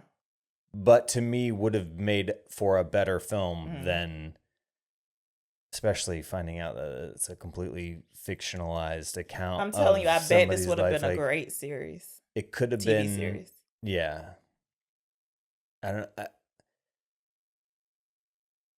The dance for me old man, that bothered you? Even for as little as he was in it, like him and Ken Watanabe's character, like they were they did more interesting to me and drew me in, and I thought that was kind of going to be pulling you through this rabbit hole. I also imagined there was going to be a showdown, not a showdown, between Nagation and Haru over over Kiku, but I know that's not what that was about, but I don't know. Yeah, I don't know. Nothing about it for as high stakes as it was trying to come across as. That's the word. It never felt that way at any point during it. The stakes were not high to me for anybody. Coughing blood. And that was just the immediacy and like how well performed it was by him. Mm-hmm. Oh, I wanted to make this point earlier. I kind of got lost in making it. But as far as the honoring the art of kabuki and Okay. and the reverence for it and how it's being portrayed here, and having these people, I felt there had to have been some sort of the dedication, the craftsmanship to this, and showing them like getting whipped and doing over years and years, and it's a career-long aspiration to get to that level. I wonder what the attitude is from actual kabuki Who didn't get actors. cast? Yes. So I was gonna say, well, at least they probably these people are kabuki actors, and they got to do what they do. But no, this guy was just an actor, right? yeah, and I get that in And he had to narrative. train a year and a half. But like, is that enough to pay homage to this if it's that big of a deal? Yeah. So again, where is the honor in that? I get that in films there's often that shortcutting, like people train with police. They're not really police officers. We understand that. Mm-hmm. But then there's should be the real deal. Yes, actors playing actors is a tough thing to do to begin with. So, and doing it in a situation like this where it's a completely different ballpark of acting to be operating within the confines of, I don't know. I would be curious to see obviously the cultural feedback is it reignited an interest in kabuki theater for them culturally. I'm glad that this is a good film in Japan. Yeah. No, I'm being serious. I believe Okay. you. That's on me. But yeah. Stay tuned for part 2. Oh yeah. Next up, we will be discussing It Was Just an Accident. You don't have to say a name or anything, but do you think you have somebody in your mind that you could readily access and think, I would take revenge on this person, or I would get back at this person if the opportunity arose? You admittedly are a grudge keeper, a grudge haver. No, let's clarify that. You're begrudged. I can remember the way people made me feel, even if I can't remember the particular incident. So let's get that straight when you say I'm a grudge haver. Okay. Not quite. So you just said revenge. You didn't say kill. Yes. Yes. Okay. If I could do it and not get in trouble, yes. And I also like to add, and I know this sounds insane, if I had the power, like if they went through with killing him, but then they didn't want to get in trouble, like they had the power to bring him back. Like I would want that. Like listen, this is to kill and then resurrect him. Yes, and I want the person, if I was able to get revenge, I want the person to remember that I hurt them when they come back. But yes, Okay. I would take revenge. And you have plotted revenge or fantasized revenge. No. Have you ever exacted revenge on Yes. somebody? I'm not getting into details. This is yes. tire slashing, something of that nature. You've threatened me with tire slashing before, is why I asked. Jokingly, look at you. Yes, but Whatever I in did, all jokes, truth, I wouldn't what's the admit it saying? on camera like a dumb person. So just know that in some form, I have taken revenge. Whew. Why? Do you have somebody you would take revenge on? No, I don't think so. I know Nice. I'm sure thought and considered it more so as a kid than as an adult. Mm-hmm. I think I told you before, we've discussed before about the kid fantasy of, you get spanked Yes. or punished, and you think like, oh, when I Get grow older, up, you're gonna beat up your parents. You're gonna beat up your parents. Okay. Yeah. Interesting. Things of that nature. But if there were any times when I felt so consumed by that desire or something, it's been Gone. washed away. Like it doesn't. With age. Because it wasn't that serious also, must have been. Yes, I think the Severity. conclusion that you will come to more often than not is that you cannot remember the source or the root or depending on what the transgression is. Yeah. Yeah. So it was just an accident, written by, and again, excuse me in advance for the pronunciations. Again, I like to say there needs to be a database for every actor to pronounce their name. Is it more sensitive to not to withdraw and not try to pronounce the names instead of butchering it? Their Or real is it names more or the character respectful names? to attempt? Well, the character names, I think they're not as complicated and they're repeated enough to where. I think it's more respectful to at least try. Okay. And then, like, if the person was there and they corrected me and I kept fucking up, like, that's rude as fuck. Try and fail. Yeah. Apologize preemptively. Yes. Which is Okay. what's happening. Because I don't know.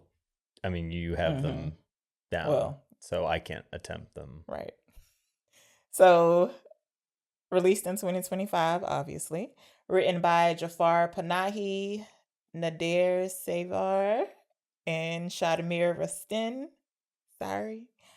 Directed by Jafar Panahi, and it is currently nominated for Best International Feature Film and Best Original Screenplay. It's starring Vahid Mabaseri as Vahid. That's interesting, right? Mariam Afshari as Shiva. She's the photographer.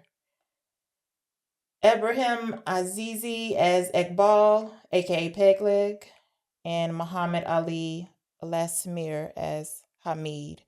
And I didn't write down Goli and Ali's name, but they're engaged couple who's getting married the next day. And Hamid, I should mention, is one of the former prisoners. He's the real angry one. And Vahid is the mechanic, also former prisoner, along with Shiva and Goli. And he's kind of the main. I mean, besides it starting with Iqbal, it kind of transfers over to him. Yeah. Ready for the 6-7? Are you ready for the 6-7? So the 6-7 is a 6 to 7 word synopsis. One good, as in what you would say to convince somebody to see the film, and one bad, if you were convincing somebody to stay away from the film. Would you like to go first? I believe I went first. Okay. For I have previous one. Video proof that it wasn't you, but I will go. Matter. It doesn't matter. So bad. You okay? But on Kokuho? Kokuho or yeah, I don't know. Are you thinking of Pritzi? It doesn't matter. Okay. Probably Pritzi. Yeah. So bad. A man kidnaps his captor for revenge. And then good, former prisoners can't commit a murder. Bad. A man kidnaps a handicapped man. Oh, that's bad. Okay. I mean, that Well, kind of sounds 5. interesting. A man kidnaps a handicapped. No, you were 6. Yeah. And then what's your good one then? Prisoners exact revenge on their oppressor. Okay. Both of yours sound good, actually. Actual synopsis from IMDb. An unassuming mechanic is reminded of his time in a Iranian prison when he encounters a man he suspects to be his sadistic jailhouse captor. Panicked, he rounds up a few of his fellow ex-prisoners to confirm the man's identity. We should also get out of the way. We're grossly underqualified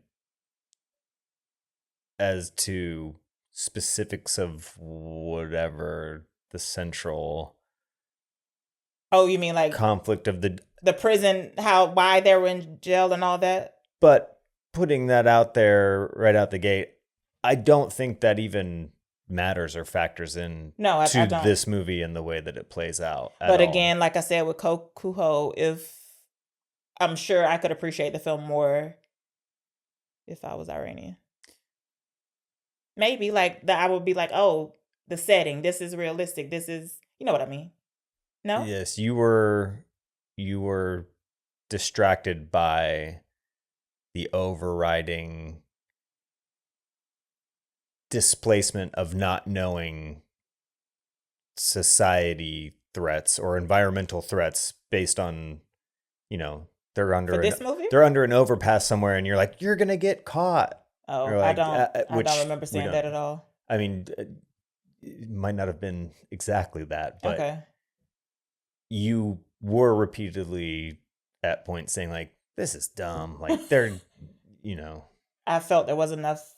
They weren't There was some, operating like, with enough stealth. Yeah. carelessness and Yes. recklessness, but it also was a fly by the seat of the pants. Right. So make it up that in the does moment make sense in that operation. regard. Yeah. Like, love, hate, can't believe. Give me one thing you like, one thing you love, one thing you hate, and one thing you can't believe about the film. I liked that it was constructed in a way where you didn't need to know the intricacies of whatever the cultural conflicts at hand were. Mm-hmm. And I don't think they even attempted to explain it. Well, he really. mentions one time about regime and superior something, but I don't Yes. know. I think everything can be understood contextually. Did they say why? I forget. Were they protesting? No. Why were they arrested? I think that's what it was, right? Sorry, I can't remember. How long ago was all this? 5 days. Okay. Well. 4. Okay. Love. Wait. Let me recap. You said you like that you didn't have to understand what happened before. Yes. Okay. And you could figure things out contextually. Okay, love. I love the escalation of it. The misdirect of it starting with Ekbal and his wife and daughter driving, that transference, and it does keep you in a kind of What's happening? you don't know what's going on, and then the escalation and more people getting added to the mix, and you don't even know what they're trying to figure out until the other people are getting added in. You're just like, what the hell? Okay, well, maybe I had a clue from reading the synopsis. Okay.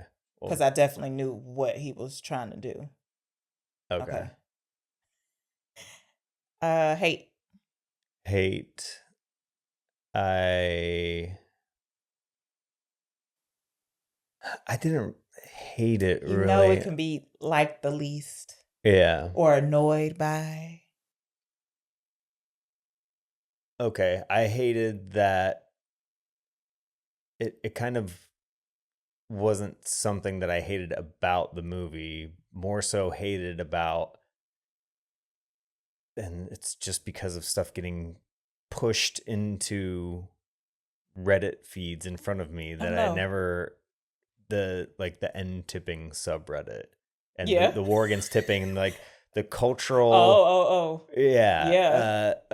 approach of tipping. Everyone's like, oh, it's an American thing, and people rebelling against that and saying like, oh, overseas they don't do this and don't do that. And there is this weird through line in here. Apparently in Iran, people are just straight up asking for, I got a tip when I go to the hospital to have a baby. And everybody's got card readers, and I didn't know what was going on with that. So it kind of, but the police officer like, what am I tipping you for? Yeah.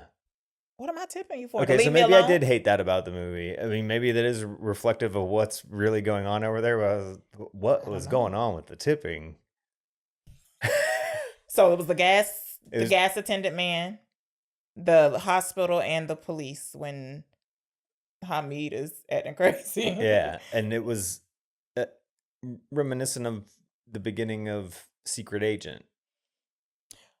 Which we haven't discussed, but at the beginning, and that's set in the 70s in Brazil, and this is current modern times, and they're doing that. I mean, pulling out the card readers and people having I don't know how people use their bank cards over there, but that was nuts. And that also, I mean, did lend credence to you're leaving like such an exact trail of your. I didn't even think about. Oh shit! I didn't even think about along that. The way.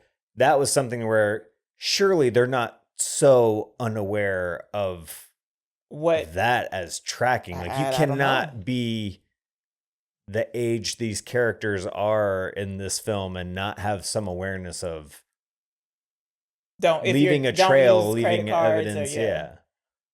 Dang, I didn't even consider that part. And you would think, having been incarcerated or tortured or held against your will or captive, that usually breeds a more cautious mentality about Okay. just as from a survival standpoint. I think you develop a more of an instinct to be like, I don't want anything like that to ever happen again. So the way Let I me go try out to into the operate world will secretly. Not be secretly, an but aversion yeah. to that ever happening again, Okay. or And avoidance of it. can't believe. I can't believe how little of an effect this movie seemed to have on you. No. Keep the can't believe to you, your experience with the movie. Leave me out of it. Okay. I can't believe. No, I'm going to stick with that. I can't believe. And you know this only because I said something after. Yes. This Okay, was well, let another this be the- situation like Hamnet where you were like, we're not talking about it, but I couldn't help myself. I could hear your eyes rolling Okay. next to me. I pretty sure I only exclaimed or said one thing after the fact. Okay. I think. But for future reference, it's your experience with the movie. Leave me out of your love, like, hey, can't believe whatever it is. Okay. How about I can't What? believe we didn't. It must have come and gone. I'm sure it was short lived when it was out, but I can't believe that this is one of the few ones that we weren't able to see in a theater. I don't know. Do you remember what month it was? I want to say maybe it was November. It was again Busy. You were busy. and it also predated any knowledge that it would have been was going to be nominated. So we had a pretty good hit rate as far as seeing a majority of what we were able to in theaters. Oh, in theaters, I feel like. And you? I only after the fact. So the title, it was just an accident. Mm-hmm. So the wife says it at the beginning about Peg Leg hitting the dog when she's talking to the daughter. It was just an accident. Okay. I was mixed me up by saying Peg Leg. Why? Mix you up with what? Who you thought it was? She doesn't call him Peg Leg. No, of course not. Egg Ball. She don't even call him that. Yes, well, for people who are following along with us, they know who Peg Leg is. Okay. The jailhouse captor. But then when the movie's over, you're like, surely that's not why they picked the title, because of the dog. So I guess maybe that made me think that, what am I trying to say? It helped frame, it just helped a little me think about the actions that he took. Like, I know that it wasn't premeditated. Well, see, I don't know. It kind of was, because he watched the man all night. But anyway, it wasn't acting spontaneously. Yes, that's what I'm trying to say. It wasn't directly like he hadn't been plotting this all his. He didn't even have certainty that it was him, right? So, anyway, I know that's a lame but that's what I got. Okay. I love the premise. Being able to, kidnap somebody who's fucked you over and you have your way with them. I hate, though, that they were simply satisfied with sorry by the end of it, and they didn't let Hamid get his revenge. Like, I wanted to see a little bit of blood trickle or something. There was nothing. Just her slapping him. Say you're sorry. Which made me... when they are saying what happened to them while they were in prison, and I can't remember everybody's. I think Goldie was the one in the noose. And she didn't know that they weren't going to hang her. They were just fucking with her. Hamid, they made him rub his hands on the man's leg. What was that? I don't think that was part of the... Why would he have to... So what, he's grabbing on him every time he walks by? Like, because he's the one who's able to identify him by touch. Yes, but I don't think it was like, do this for hours on end. I think it was feel the, like, this is what I suffered. Yes. He said he did it. He got it. He happened lost in one Syria. Anyway, I know I'm being too black and white. I either wanted them to be so affected that they went ahead and did off him, or it wasn't serious enough for them to do this. So do you think this black and white approach to the dilemma at the center of this film is a byproduct of... What? Me? Being what? The tensions of modern times, that it is... Probably. You feel motivated to lash out in anger because there is a brimming tension at the surface. Possibly, but listen, if I'm going to go through the trouble to kidnap you, like in my mind, if I let you go, I'm going to get in trouble. Yes, but in his own admission... Who? Pegleg or Hamid or... Not Hamid, sorry, Vahid. Vahid. That he acted without thought. That it was just, he was overcome by something and he just... Okay, and do you remember at what point in the film he says this? Right away? He, I believe, is explaining it to Shiva. Yeah, but after a point, because they're like, why did you do this? I feel he had plenty of time to change his mind and let him go if that's what was going to happen, versus dragging it all out. And how many witnesses now? 5? However many people joined the party. Yeah, I mean, there are many ways that this could have played out.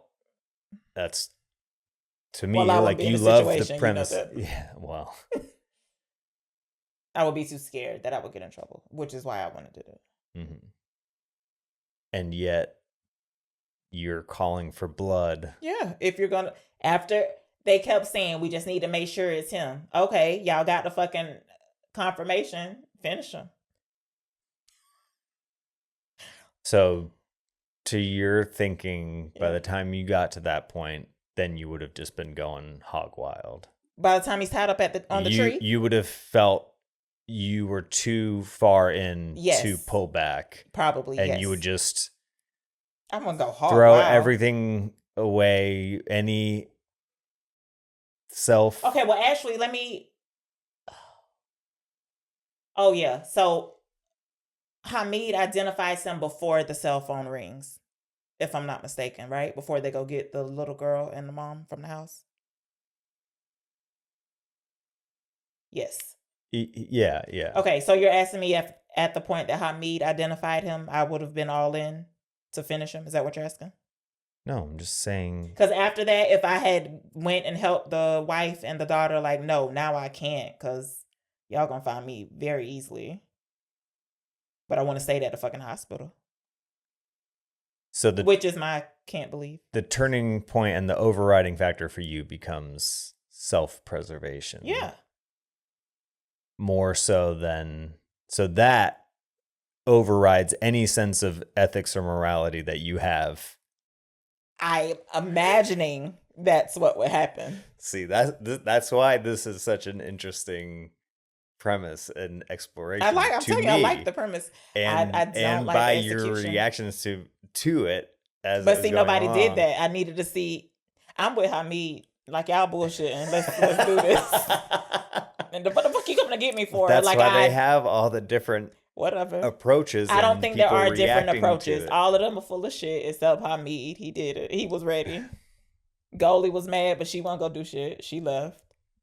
Shiva just wanted to yell at him and get an apology. Apology's not going to do it for me. If I'm that traumatized, like Vahid has a bad kidney or something that he still hasn't been to the doctor, I guess I'm getting beat up in jail. I would have went through with it is all I'm saying. I don't know if you heard me, but yes, that's also my can't believe. Oh no.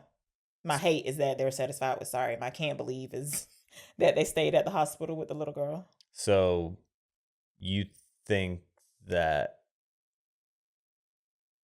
you believe in the golden rule? Treat others how you want to be treated? Yeah. Yeah. Yes, if you're finna make me be like yes or no right quick. But in the event that there is a transgression against you, that morphs into eye for an eye. It's a fluctuation. Okay, well, it's now a I'm sliding confused. scale. Okay, wait. If well, let's say this. No, listen. This is why ethical dilemmas are so interesting because the golden listen. Yes, the golden rule is there. But after you fuck with me, that no longer applies. So if they fuck with you, they forfeit their right treatment of the golden. Yes, to there you go. golden rule treatment. You play by Brittany's rule now. Lame. But Brittany's rule, as you say it, is to treat others as you want to be treated. Until they fuck me over. But you're familiar with the idea of it just becomes a vicious cycle of what? attacking, and then where does it end? Okay, but listen, I don't know what pretend situation would be. I get at you, you get at me. Like, I have no experience with that. So I don't know. Like, I'm just telling you what I feel like it would be. Do you know what I mean? Well, like I've never had somebody do something to me, then I do something back to you, then they do something back to me. I don't have any experience with that. I don't think. You looking at me crazy, do I? No. But as you were explaining it, somebody fucks with you. Yeah. So then you do whatever back to them. Yeah. Which causes more pain and grief. Surely you've heard of this or had this thought.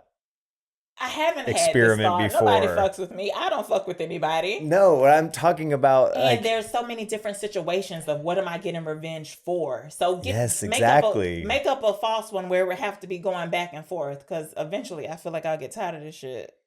Well, I'm wary to venture outside the one already being presented by this movie. But there's no more there's only 2 tits, so 1 tit and 1 tat. I'm in prison, he fucks with me, I get out, I kill him. There's no more escalation. But he didn't kill you. Oh well. That's what I'm saying. Like, I feel like we forgot something.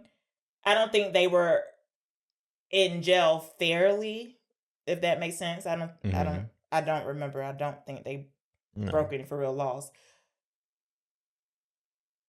So that's what I'm saying. Either I'm fucked up enough where I need to hurt you or not. Like, I feel like I don't want to say they were just inconvenienced because I know that's not enough. No, listen, I don't mean that. Meat was in there for 5 years. Okay, thank you. That's what I needed. So 5 years.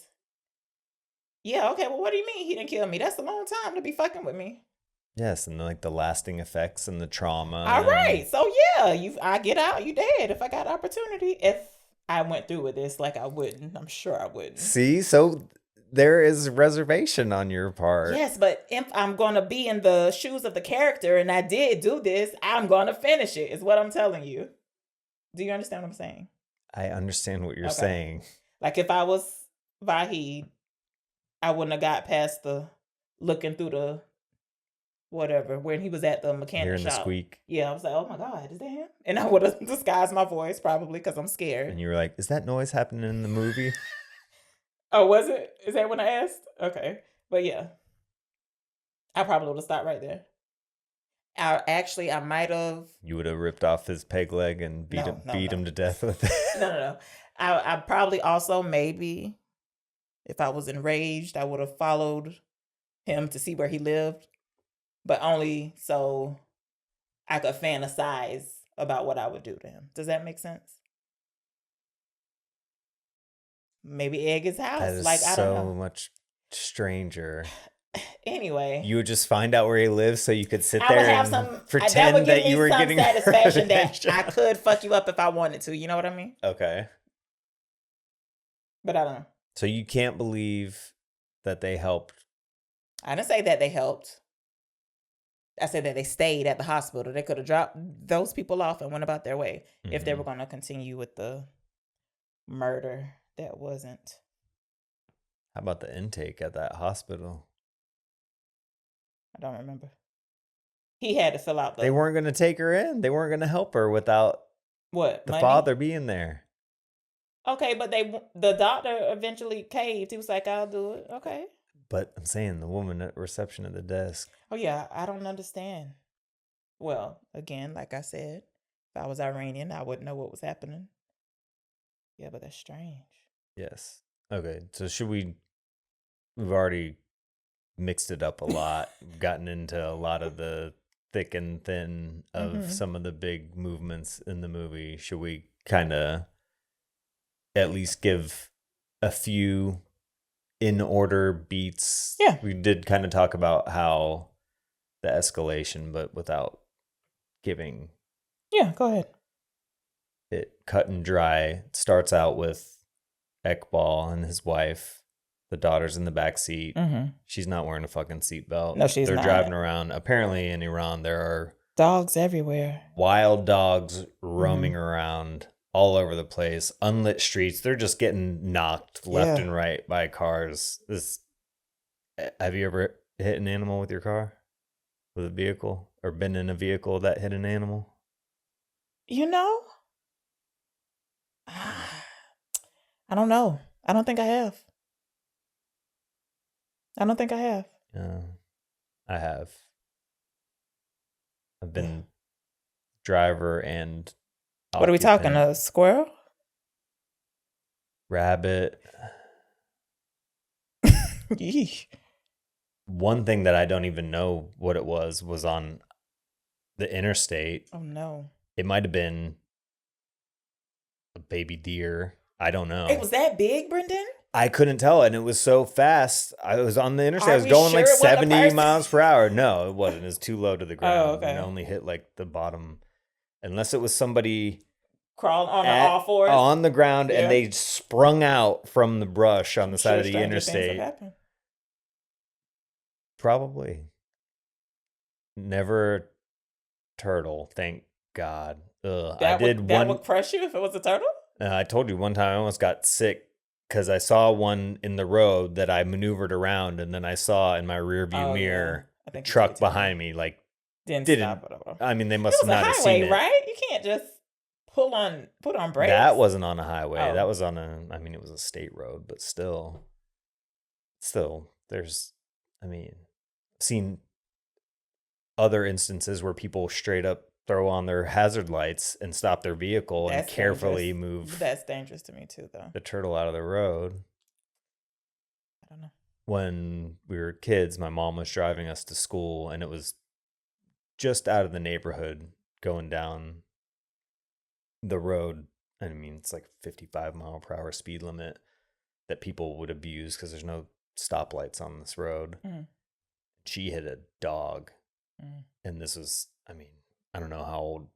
I was probably 11, 12. I remember she's driving an old Dodge Intrepid. I think it was her work vehicle. And I think I was sitting in the front seat. We had a rotation, to be fair. So 3 kids in the back seat, 1 kid in the front. And I remember she was devastated, crying. And I remember seeing the dog head size dent in the front bumper. Yikes. Right on the corner. At least it wasn't a situation where the dog was just maimed and we didn't have to mercy kill it. So what are you saying? It was dead. Y'all got out? Y'all stopped the car and got out? Yeah. I think CY told me when she was younger she hit a cat or something and she felt horrible, but whew. Yeah, it feels bad. I've definitely hit squirrels before.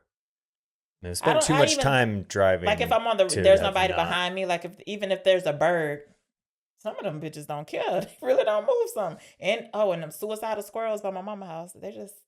And you don't like birds anyway. I You d- should be going after them. Should be It's turning not that I into dislike 'em. birds. I am a little fearful of birds. Mhm. But yeah. So yes, Eggball is driving and Well, you got something else? and my sister, when she was in high school, was driving on a dark country road, and a huge wild boar jumped out in my front of her, God. and she smashed into the front of it and hit it in a way. I mean, it was her boyfriend went out the next day, her boyfriend at the time, and staged a photo holding like a hunting rifle and put on a safari hat and was acting like he killed it. But the way she hit the head, that caused the body to whip around to where the ass smacked against the side of the vehicle. And since it was a death blow, as it died and was being swung around and its ass hit the side of the vehicle, please. shit Oh, all I knew over you were the going to side. say that. Jesus Christ. And that was the end of her night. I don't think the car ended up being totaled, but it had a bunch of damage to it. It was a big boar. I don't Where remember was how much this? it weighed. And by the time her boyfriend went out to take the picture, someone had already come by and like cut the tusks off the boar. Yikes. Weird. Okay. Eggball and his family are driving Mhm. on this dark road. We hear dogs. We see a couple, maybe. Do we? I might be making it up. Yeah. Anyway, he hits one. And when I rewatched the opening scene back, because I didn't notice it first, you can hear his legs squeaking even when he gets out of the car. And you can tell he's a little off balance. Because I was like, he didn't look like he had a peg leg to me. But anyway, they don't show him do anything to the dog, but we hear it whimpering. And then he bends down. So he has to finish. I think he finishes it. Putting something on its misery. Yeah. Yeah. And he gets back in the car and the music's still playing because the little girl had asked him to turn it up. She's like, turn it off. I don't want to hear it anymore. You killed a dog. The mom's like, it was just an accident. We're safe. It's fine. It's good to know that other cultures have equally annoying pop songs Yeah, that kids love to listen to full blast. They drive maybe a minute more than the car starts acting up and it stops. Mm-hmm. They happen to stop in front of it is a mechanic shop, but they don't have the right part. Am I making that up? Yeah. And I don't recall if do they get towed or No, the they're friend, just literally the right in other front guy of it? who's at the shop with Vahid, he says, I can do a temporary fix, but you'll have to go somewhere. Yeah. But I just mean like they didn't like roll up to right in front of the business. It's not important, doesn't matter. No. They end up at a mechanic shop and the guy helps I feel them. like he stopped right in front of it, but I don't know. Anyway,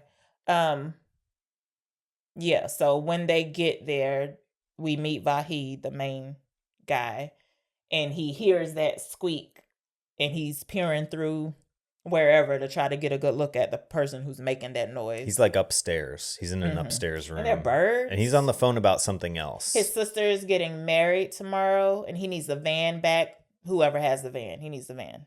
Okay. At least that's what I remember. And when the person, I skipped the little girl and the mom coming in, but they use the bathroom. It's not important. When he's talking to the person who he guessed he knows, he tries to disguise his voice. He like hooks his finger into his mouth to try to talk differently. And we're really like, what the hell is going on?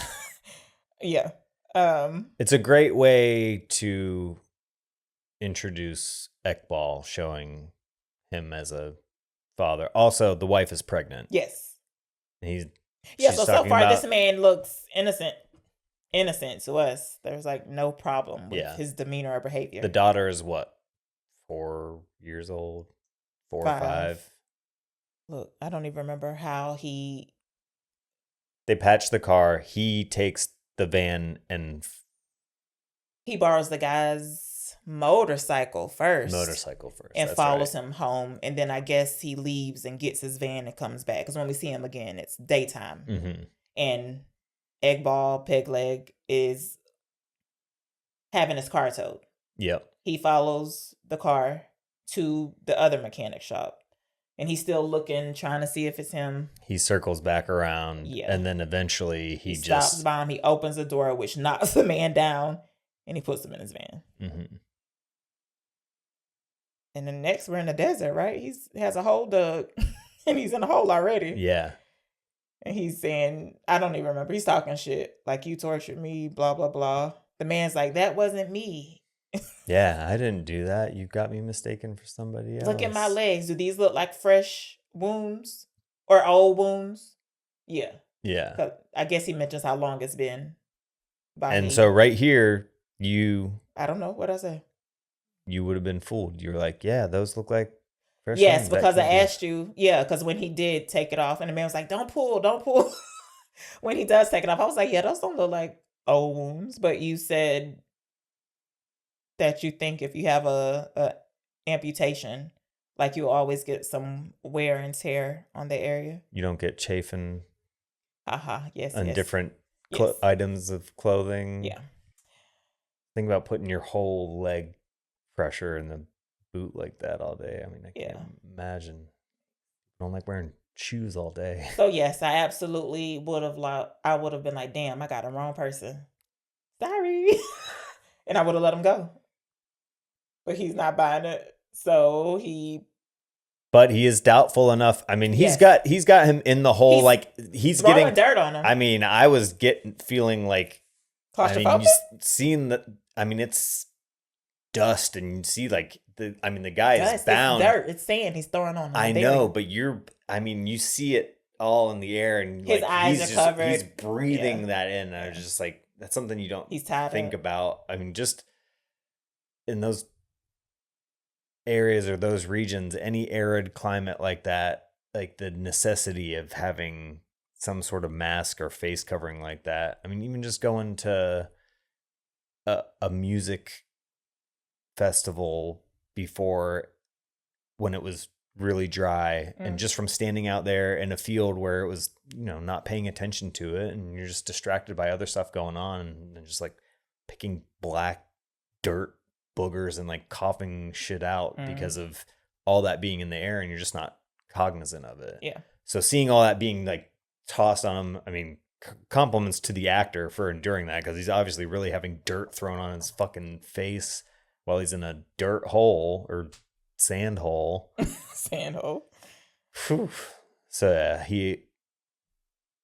then we start moving on to we start adding. Yeah. So he has a box in the back of a human-sized box in the back of his van that he puts the guy in. He's blindfolded, yes, too. But is he gagged? Not now. I know he's not gagged. Because I was like, how can we not hear him screaming in the box? It doesn't matter. Mm-hmm. He goes to see his friend Salar. And he was like, oh, I think I got peg leg. I think I got peg leg in my car, but I don't know if it's him. So the guy's like, I have nothing to do with this, but I can tell you where Shiva is. Maybe she can help you. So Shiva's somebody else who was in prison with them. So he goes to see Shiva. She's busy taking first look photos of a couple, Goli and Ali. Mm-hmm. Goli is the girl. She was also a prisoner. Mm-hmm. But he just pops up out of nowhere, and Goli can't hear what Shiva and Vahid are talking about, but it's strange enough. She was like, what's going on? And so eventually they have to tell her that he thinks he has peg leg in the van. But before Goli comes, she smells him. She was like, it smells like him, but I'm not sure, because she hasn't seen him either. Yes. So the parameters of their imprisonment were they were blindfolded the whole time. I mean, for years. So they never saw who was tormenting them and torturing them. And what? that alone, having that doubt, I mean, I don't want to say it's like the Schrodinger's cat. Like, if you can't see it, like, what is it just the torture itself that's harming you, or is it the person, like the act? And that's where it's another interesting aspect of it is, you know, the cog in the machine, I was just following orders and I needed money and like I believed in the regime and that affiliation.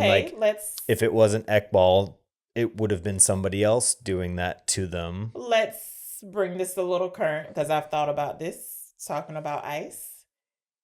And I guess the pay is decent. Is that okay? Like, okay. No. Okay. So we automatically have an opinion on that. So fuck Ekbal. He can get a different job. Yeah. All right. I just want to be clear. So yes. Somehow or another, goalies, they have to tell her what's going on. Ali's trying to keep her calm. Ali apparently doesn't know about. Yes, he does. He knows that it happened, but he doesn't know the depth or details, the scope of it, which worsens as the movie progresses and more stuff comes to light. Because eventually she reveals like she was raped in prison, or she was. I don't recall that. I just remember the noose part. I don't remember her being raped, but it's a possibility. Yeah, because it was her that she said, if I kill you, you'll go straight to heaven. But if you're not a virgin, then you won't. I'm pretty sure that was her, not Shiva. I don't know. Either way, horrible.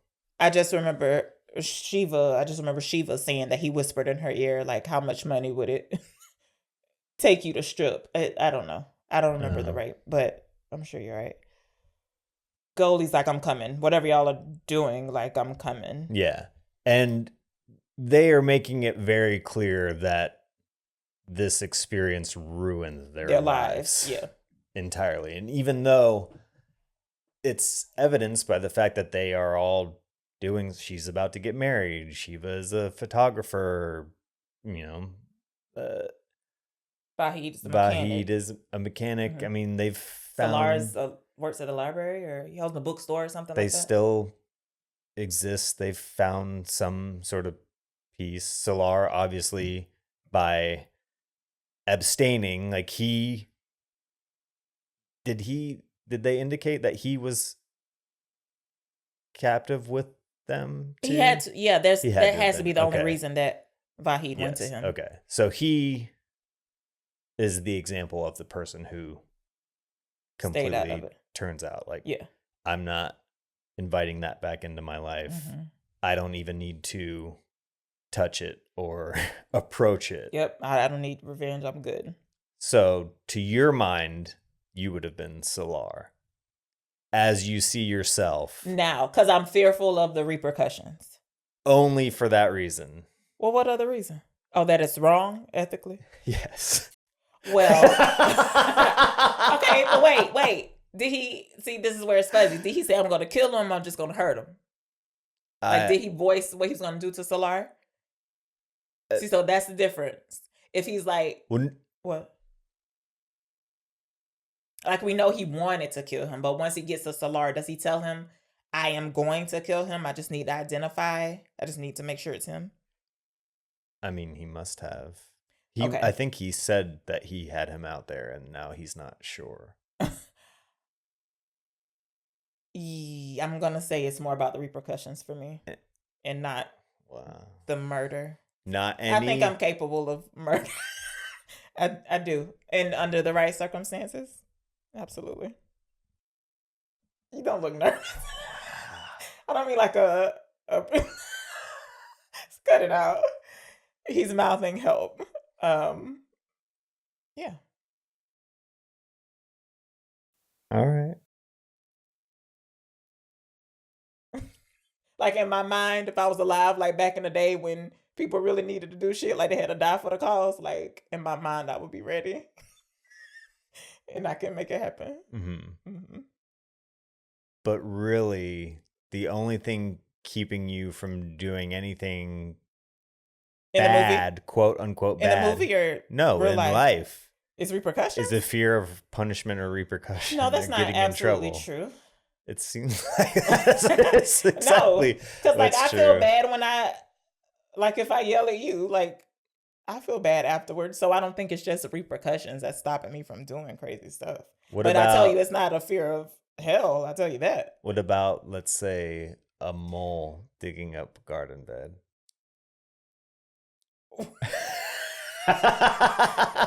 What about it? Okay, then Brendan. Okay, carry on. Solar gives him Shiva's number, or he calls Shiva and says, "I'm sending you somebody." Yes. So no, we got Shiva and Goli and right, Ali. right. Everybody, So, they're already in there. Off. Yeah. Okay, so too busy fantasizing about crime and law breaking. Goli and Ali and Shiva and Vahid are now in the car. They stop to get they're gonna drug them. Earplugs. They stop to get earplugs and something to drug them. To knock them out. Yes, because Shiva says that Hamid can identify him. Mm-hmm. And that means they're gonna have to take him not out of the box, but they're gonna have to open the box again, whatever. So while they're in there doing that, some singers or something are up next to the van. Remember, they rushed out. They were like, "Go away." Yeah. It made me a little nervous. I just figured they could hear the guy screaming, but he's not screaming because he's gagged. I don't know. But anyway. We don't know how soundproof the box is either. So then they go and get Hamid. Where did they get him from? Just work, right? Yeah, whatever. Anyway, once they say we think we got peg leg. You were what? You were in tune with Hamid right away. He was angry. He breathed the spark of life into this when you were like, you were becoming disinterested. Yeah, I was like, okay, finally somebody's not just this is tiresome. Yes. It does not take all day for this. Let's do it. It does if you have reservations about what your That's what idea I'm saying. Like my of reservations would have been so high in the beginning that this wouldn't have happened for me. Mm-hmm.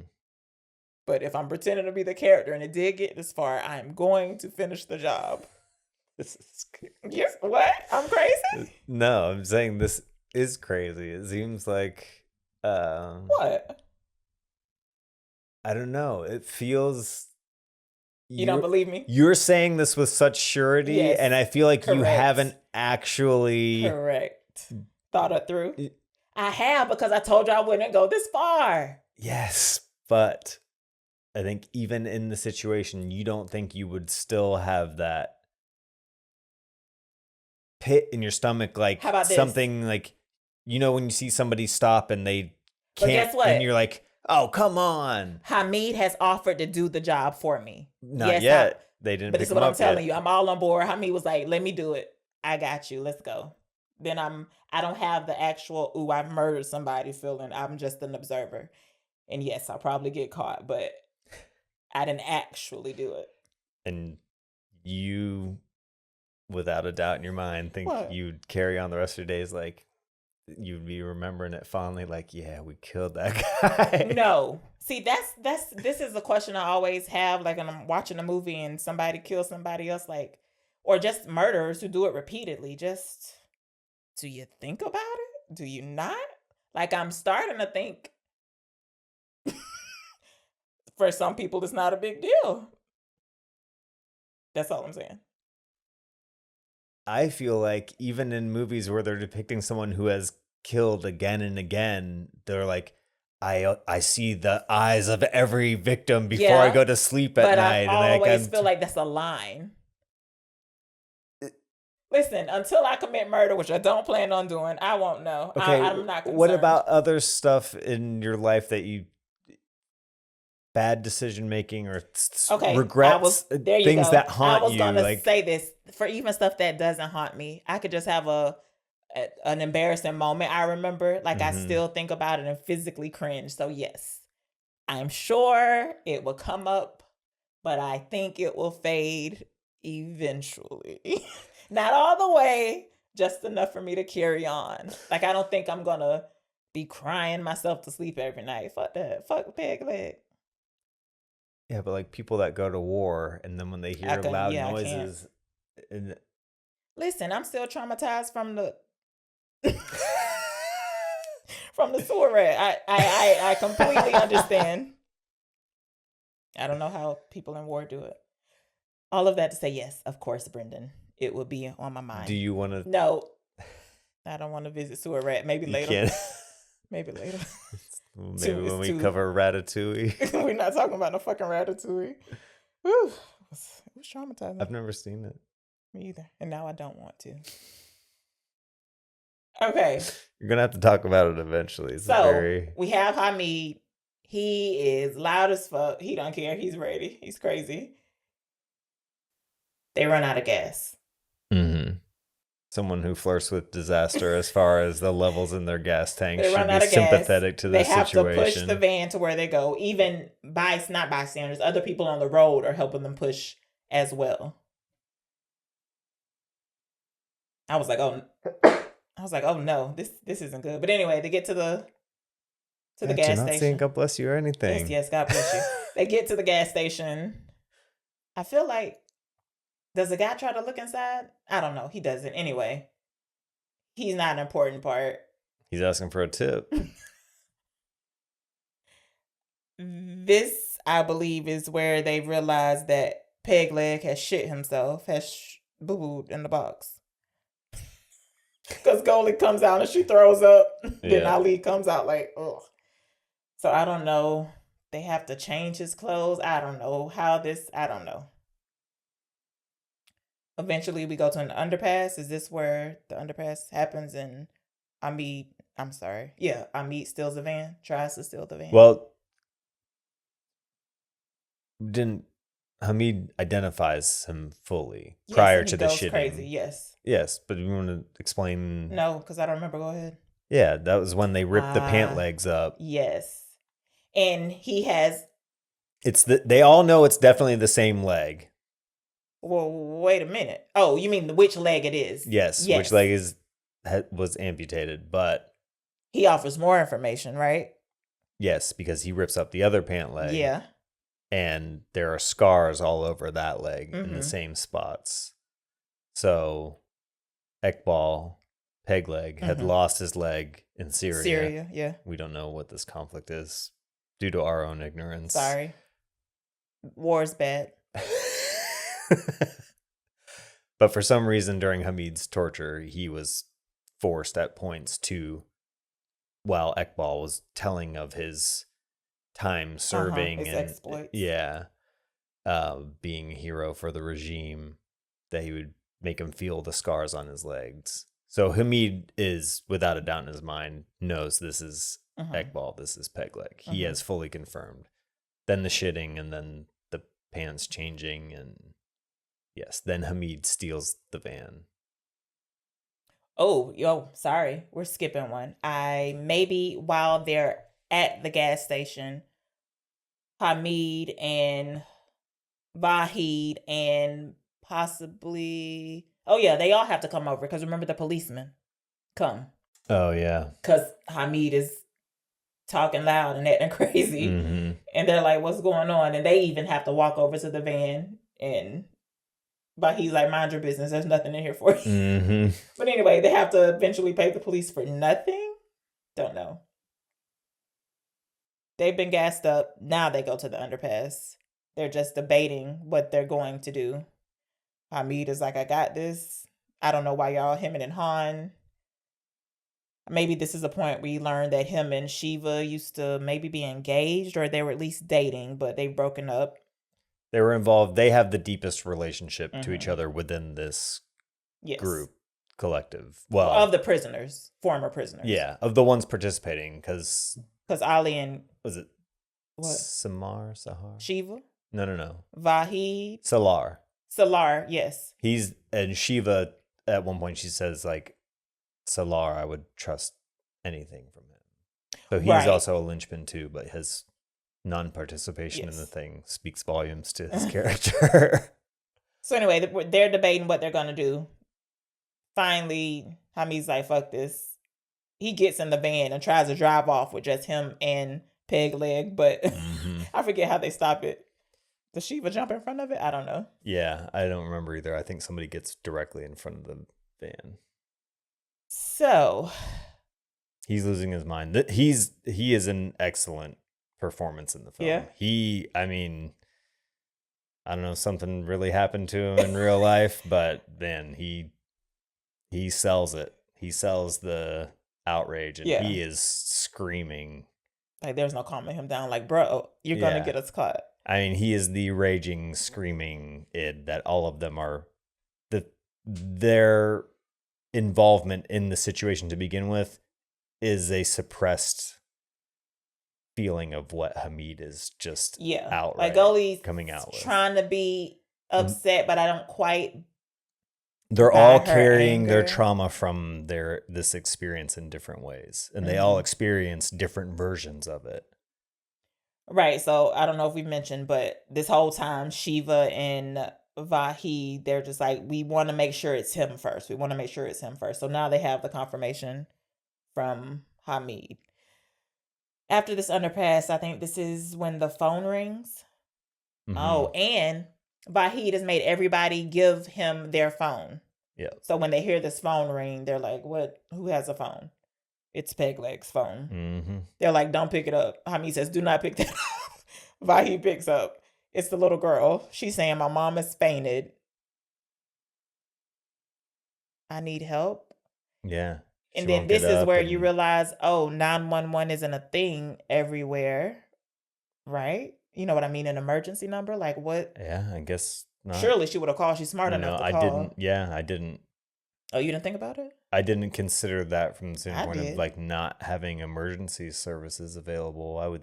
But again, this is why knowing the culture would help appreciate the movie more versus it just being please, because maybe they probably don't. I'm guessing. So now you can't believe this was part of your can't believe. Okay. But if you've come this far into it and at this point are confronted with a crying little girl begging for help, now what do? Okay, I have to think. Sorry, bye. I wouldn't have picked up. Honestly. Yes. I'm honestly, I wouldn't have picked up. But since it has been picked up, if there's no 911 in this place, does she say what's wrong? Does she say my mom's pregnant? Maybe. They know. I know she just said I'm pregnant. No. Ekbal told what's his name? Vahid. No, this is not until he's waking up. Oh, you mean when he's first in the hole? Yes. Okay. Maybe. I don't know. Okay, let me think about this real quick. I would think it's a trap. Like Hamid said, he was like, this is a trap. You'd be like, this baby's a good actor. Yeah. Shit. Brendan, I don't know. Like me right here, I'm sure I would be like, okay, I gotta go help.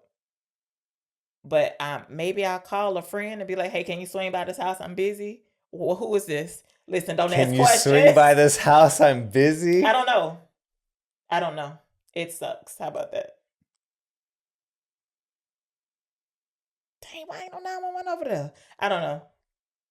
So since I don't know, I'm just gonna go with what they did. We get just as recently as yesterday, we drove past somebody who was in distress. Who was we don't know what was going on. It was an 18-wheeler semi pulled off a side street. We're driving on a windy back road. Yeah. We'd already seen several other vehicles proceed past this individual down and as well. Keep going. Because I was like, why are they braking? Yeah. So there's a trucker. He has on a vest, yes? No, he does not have on a vest. He is holding. He has the vest. Yeah. The reflective vest. Yeah. He's doing like this. And because you've made me watch scary movies and Hitchhikers, there's absolutely... Do not try to level that on... I'm not. I'm telling you, this has enforced me saying absolutely do not stop. This is why he has no cell phone. He has no way to charge a cell phone. Well, as established when we discussed Texas Chainsaw Massacre, in no way, shape, or form would you ever be caught picking up a hitchhiker or offering assistance to anybody, even if they just dropped a hat out of their car. I called the 9 emergency number. Yes. We told them where the man was. He was like, "Can I get your number?" I started to give the zip code. Area code. Yeah. I started to give the area code. And then I was like, "I don't need an update. Why do you need my number?" They were like, "Oh, we'll just put anonymous." But that's strange, right? Why you false call? But it's a non-emergency number. Like, I don't like that. That discourages me from calling in the future to report a non-emergency accident. I don't need you with my number. I'm sure they have it. There's no way. I feel like it popped up as soon as I called. But still. So now here in this situation where it's just a man waving a reflective vest into the road, showing signs of needing help or assistance in some way. What about it? And you took it upon yourself to do something at least. Well, you do remember that I asked you if I should call first. Yes. And you were like, "Yeah, sure." And this was also after weighing the options of like, come on, you operate an 18-wheeler in this day and age. It doesn't have a radio that you can contact somebody. You don't have a cell phone. You don't have a charger in the cab that you could charge your phone with. Yeah, what could we do? We don't have no jump. Can you jump with somebody? No. Yeah, I don't know what you need from us. Sorry. Trying to put us in a truck. Woo. Well, I hope he's fine. Yeah. I forget where we were. Oh, the little girl. So yeah, they go and pick up the little girl and the mama. Mm-hmm. The mama is laying on top of the box that her husband in, but she's knocked out. Something's not right there. Mm-hmm. She's unconscious. In a bad way, but still alive and breathing. The girl is crying. She is hysterical. They get to the hospital. I don't remember what lie they feed her. Friend of the dad, work with the dad. I don't remember. Doesn't matter. But yeah, they go to the hospital. There is a, I guess, insane policy there where they will not help this married lady unless an incapacitated pregnant woman. Yeah, unless the husband was there. But this is why is this real or is this just a movie thing? This has to be a movie thing. You don't think so? Well, what made the doctor be like, "Oh, it's fine, I'll take her"? Could be policy. Maybe they have corporations running their healthcare system over there too. We don't know. But yes, no, the doctor has his own. He uses his authority to take her anyway. Maybe is the Hippocratic Oath a universally applied thing across the medical field everywhere in the world? Surely. I don't know. We know nothing of the world. No. I don't know. We couldn't even figure out if marriage license is valid in another country or another state. Of course it is. Yeah. Okay.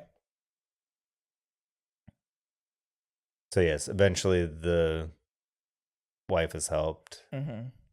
The baby is delivered. They're sitting in the waiting room, like waiting. Yeah. It's customary, apparently, to offer a gift. So to the nurse or the intake nurse. Like, bitch, you ain't even an OB nurse. What am I giving you a gift for? Yeah. Anyway, he buys the girl something from the vending machine, chocolate or something. I don't know. She passes out sleeping. He leaves while she's sleeping. Mm-hmm. Him and Shiva decide to go on. Hamida's left at this point. He's like, "Y'all bullshitting. I gotta go. Y'all ain't got nothing." Goalie and Ali, they leave too, but I don't remember what their final. At this point, I was pissed off. Our wedding's tomorrow. At this point, I was pissed off, so I don't think I was listening to why Ali and Goalie left. Oh, that was the dodge they used to get away from the police too, was the wedding. Remember, they were like, "Oh, she's taking pictures for the wedding. Oh, yeah, why are y'all here?" Yeah, okay.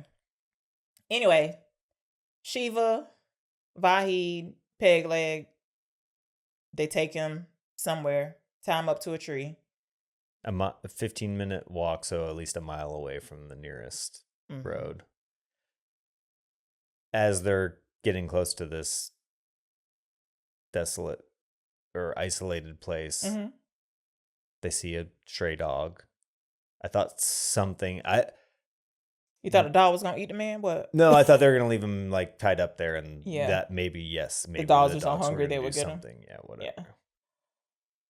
Yeah. This part to me, I know. I guess this was supposed to be. I was supposed to be involved in feeling the feelings of him saying he was sorry, and I was like, this dialogue is just it's too much back and forth for me. I really thought it went on too long. I don't know. Please. You don't think the pressing and pushing him and creating that illusion, having him be blindfolded and saying like, oh, you're so dedicated to the regime, you think you're gonna, well, guess what? You are gonna get to be a martyr. You are, and instilling that fear, the same. I didn't buy him being actually afraid. You don't think by the time that he broke and admitted that it was him and admitted that he only did it because he needed a job? Yeah, and is pleading, and I mean, they do. So you bought everything he was saying? Bring him to a point where he is. And she was like, you're a piece of shit. Say you're sorry. Say you're sorry. His mortality and having to be, that's the same. This is a different avenue of exploring the same thing. If you're like, well, I wouldn't be in this situation, but if I went this far, then I would still do it. Let's say this then. At this point, I'm going to at least hit you. No, but hang on, let me finish. What? Is him saying all that stuff like, yeah, I'll be a martyr for the regime and I'll do this and that's how I am, and then being confronted with the reality of that and him cowering and crying out for help and saying, I'm sorry. Would it have made me change my mind? Is that what you're asking me? No, I'm saying that is explored within this movie of him saying, oh, I'm this way, but being confronted with the reality of it is different than thinking you can accurately traverse that path in your mind. It's not as easy, I think, as you are trying to make it out like. I know it won't be easy. Wait, you're saying me as, it doesn't matter. None of this matters. I don't give a fuck. In my mind, Peg Leg was going to go back to work the next day. Like, no change was going to come from this. He's just saying he's sorry, and then that's it. He ain't finna get a different job. But we don't know what his job is now. Obviously the circumstances are vastly different. I don't think he's still like. He's still all about the regime. Let him tell it. Anyway, I just want to say, now that I have him tied up to a tree, there was no hitting with the shovel. There was threatening to hit with the shovel. There was threatening to kill. There was nothing. There was the tap wasn't doing slaps. Wasn't. Now here I am. Like I would have.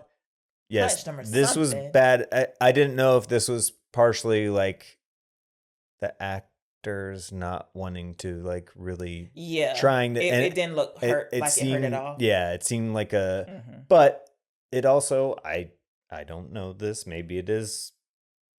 What? Culturally more you can't hit of a man? Yeah, thinking like just the fact that she was. Okay. Maybe it's a bigger deal than we realize. We don't know. We're dumb. We're ignorant. But this is where I am in agreement with you. Getting him to the point where he was crying and doing that and admitting. But yes, now you have come this far. I would something. At least take the leg. Yeah, you did. Take the leg as a trophy. Throw it. Bury it. Something. Do something. Hit him with the leg. Yes. Humiliate him more. Pee on him. Okay. Piss on his head. No. Take a shit on his head. No. Or that's too much. Cut his dick off and feed it to the dogs. God. Do something. Yeah. Really. No. They do explore that too. Of like, he has been injured in war. He is a damaged individual. He is psychologically damaged also, and exacting his own revenge on these people under the auspices of. Let me just say, I didn't even for once put myself in his shoes with that of how you just said that he's also damaged goods, and I don't even want to try. But okay. So you don't think he hears that squeak when he's walking around and is every step that he takes reminded of what has happened to him. Yes, but we still don't know. You see how people are predatory on others with little ways they can inflict. Do I see this? Exercise their power on others, or like, king of a small kingdom being tyrannical with how they approach others. Like, people are shitty and react okay, we've talked about this elsewhere just because we've been going through Mad Men. I had never watched it. And I pointed out to you and you're like, oh yeah, they do that a lot. Oh. Where somebody gets shit on or they get humiliated or something bad happens to them. And then immediately the next person they interact with, they attack them and shit on them and dump on them and pay that badness forward. Okay.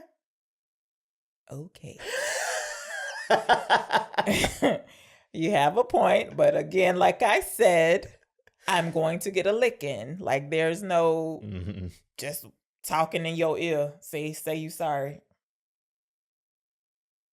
That sorry would mean nothing to me. But I guess the fact that I made you do it would give me some sort of satisfaction, but not enough. And I'm taking that fucking leg. Knowing the lasting effect being treated like that for an extended period of time had on you, you don't think that it would have... Give me pause to not want to do it to somebody else? No, that it would also exact a toll on you doing that, even though it was a much shortened period of time. I mean, and they do or what's the word I'm looking for here? They do pull the lever of, oh, your son, you're never going to get to see your son. He doesn't know that the baby was born. He doesn't know about any of that. Yeah. So, I mean, I don't know. I wouldn't be in a situation. And it's all in like the bathed in the red light of the city? The brake lights. Oh, yeah. Or the lights of the vehicle. But the city is in the background. There's lights. I mean, in the distant background. Yes. So, yeah. Vahi cuts him loose. He's like, well, I'm sorry. He cut him loose? No. He cuts his hands loose, but he leaves him the box cutter. What do you call that? Yeah. Pocket knife. Anyway, he's like, the road's 15 minutes away. Bye. So next scene. This too would have been if they would have taken the leg. Yeah, now you got to get there hopping. I would have liked that. Next scene, it's the next day, and Vahid is packing the van again for his sister's wedding or something of the sort. And at one point, he's about to go back up the stairs to get something, and we hear the squeak. And that's it. The last shots are, we're looking at Vahid's back, and we can hear the squeak. Now, did you hear the squeak get closer and then get further away? Did you hear the squeak get close and stop? Like, what do you think you heard? Because I had an idea in my mind till I wanted to just look at Wikipedia to refresh my memory. And I think this is different than what I heard. What did you hear? And I rewatched it, and then I was like, shit, I don't know. I think the point is that... You don't know. Is that even if they killed him, he was going to hear that squeak the rest of his life. Okay, but you saw that white car pull up. Okay. So you're saying you saw the white car pull up. I think it deliberately ends in a way that is supposed to be open to interpretation so that it will prey on your mind and just to make you think about it. Okay, well, I'm going to go with that was his fuck-ass white car that got fixed. He pulled up. Okay. They gave him all the fucking clues about who they were. So he was like, oh. I still don't know how he will quite connect the mechanic shop. What if he was showing up there to thank him for saving his wife? Maybe the daughter told him. Maybe, you don't know. You're right. But anyway, yes. In my mind, that was him pulling up in a white car. We hear the squeak. I don't know. I don't know what he's going to say. I do think he was physically there, though. See, no, we ended up going to and I did love, I liked how it, even though I didn't like the rest of it, I liked the final shot and how it ended, even though I didn't appreciate the rest of it. So we ended up going to see Kokuho, Yeah. instead of I had offered you an alternative, they did a 10th anniversary re-release for The Revenant. Mm-hmm. And I had told you I thought it would be a good Movie to see. companion piece to this in a way because it is another... It was just an accident? Yes, because it is another revenge tale, the exploration of, it's a very, very different exploration of it.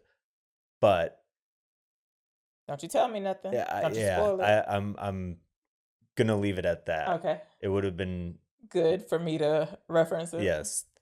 I feel like the only relativism between this and Kokuho is our ineptitude at assessing cultures that we're unfamiliar with. This one was a little bit more accessible. A little bit. It was a lot more accessible. Yeah. Now, what Tom Cruise was talking about?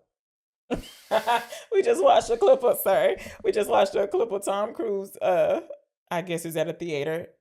What do you call that? Not introducing. Yeah, he's introducing Kokuho, and he's like, "This is a film that everybody can relate to." I was like, "Oh, I didn't get that." But anyway, maybe when we do our Oscar prediction episode, I will have watched Revenant by then, and maybe I can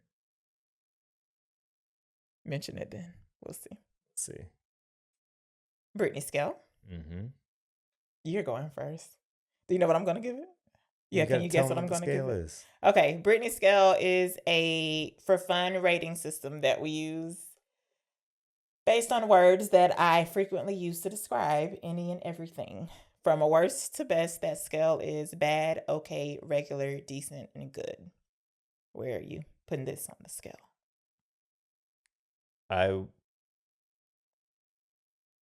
After watching it initially, would have given it a decent.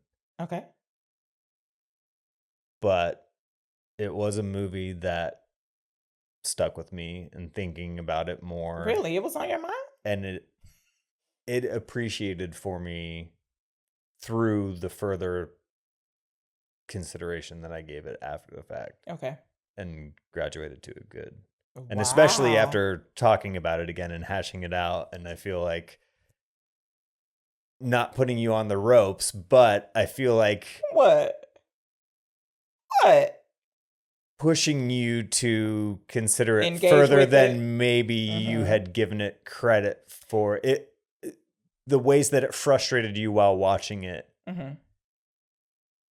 I feel left you with a feeling of, well, I'm just frustrated and dissatisfied, rather than recognizing that frustration being born out of how ethically and morally complex the situation was.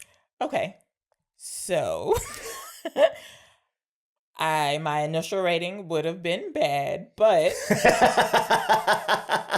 like you said, through discussing it with you, you have helped me to move it up, but only to an okay. Okay. I didn't care. I wanted them to get revenge. I did. I preferred that happened.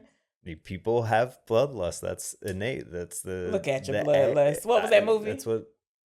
It's Not a real movie. thing. No. But what was the show with Matthew Reese and Claire Danes? He called it blood. He was saying bloodlust. She had bloodlust. I mean, that's not Tell me what it's to called. that beast in me. Yeah.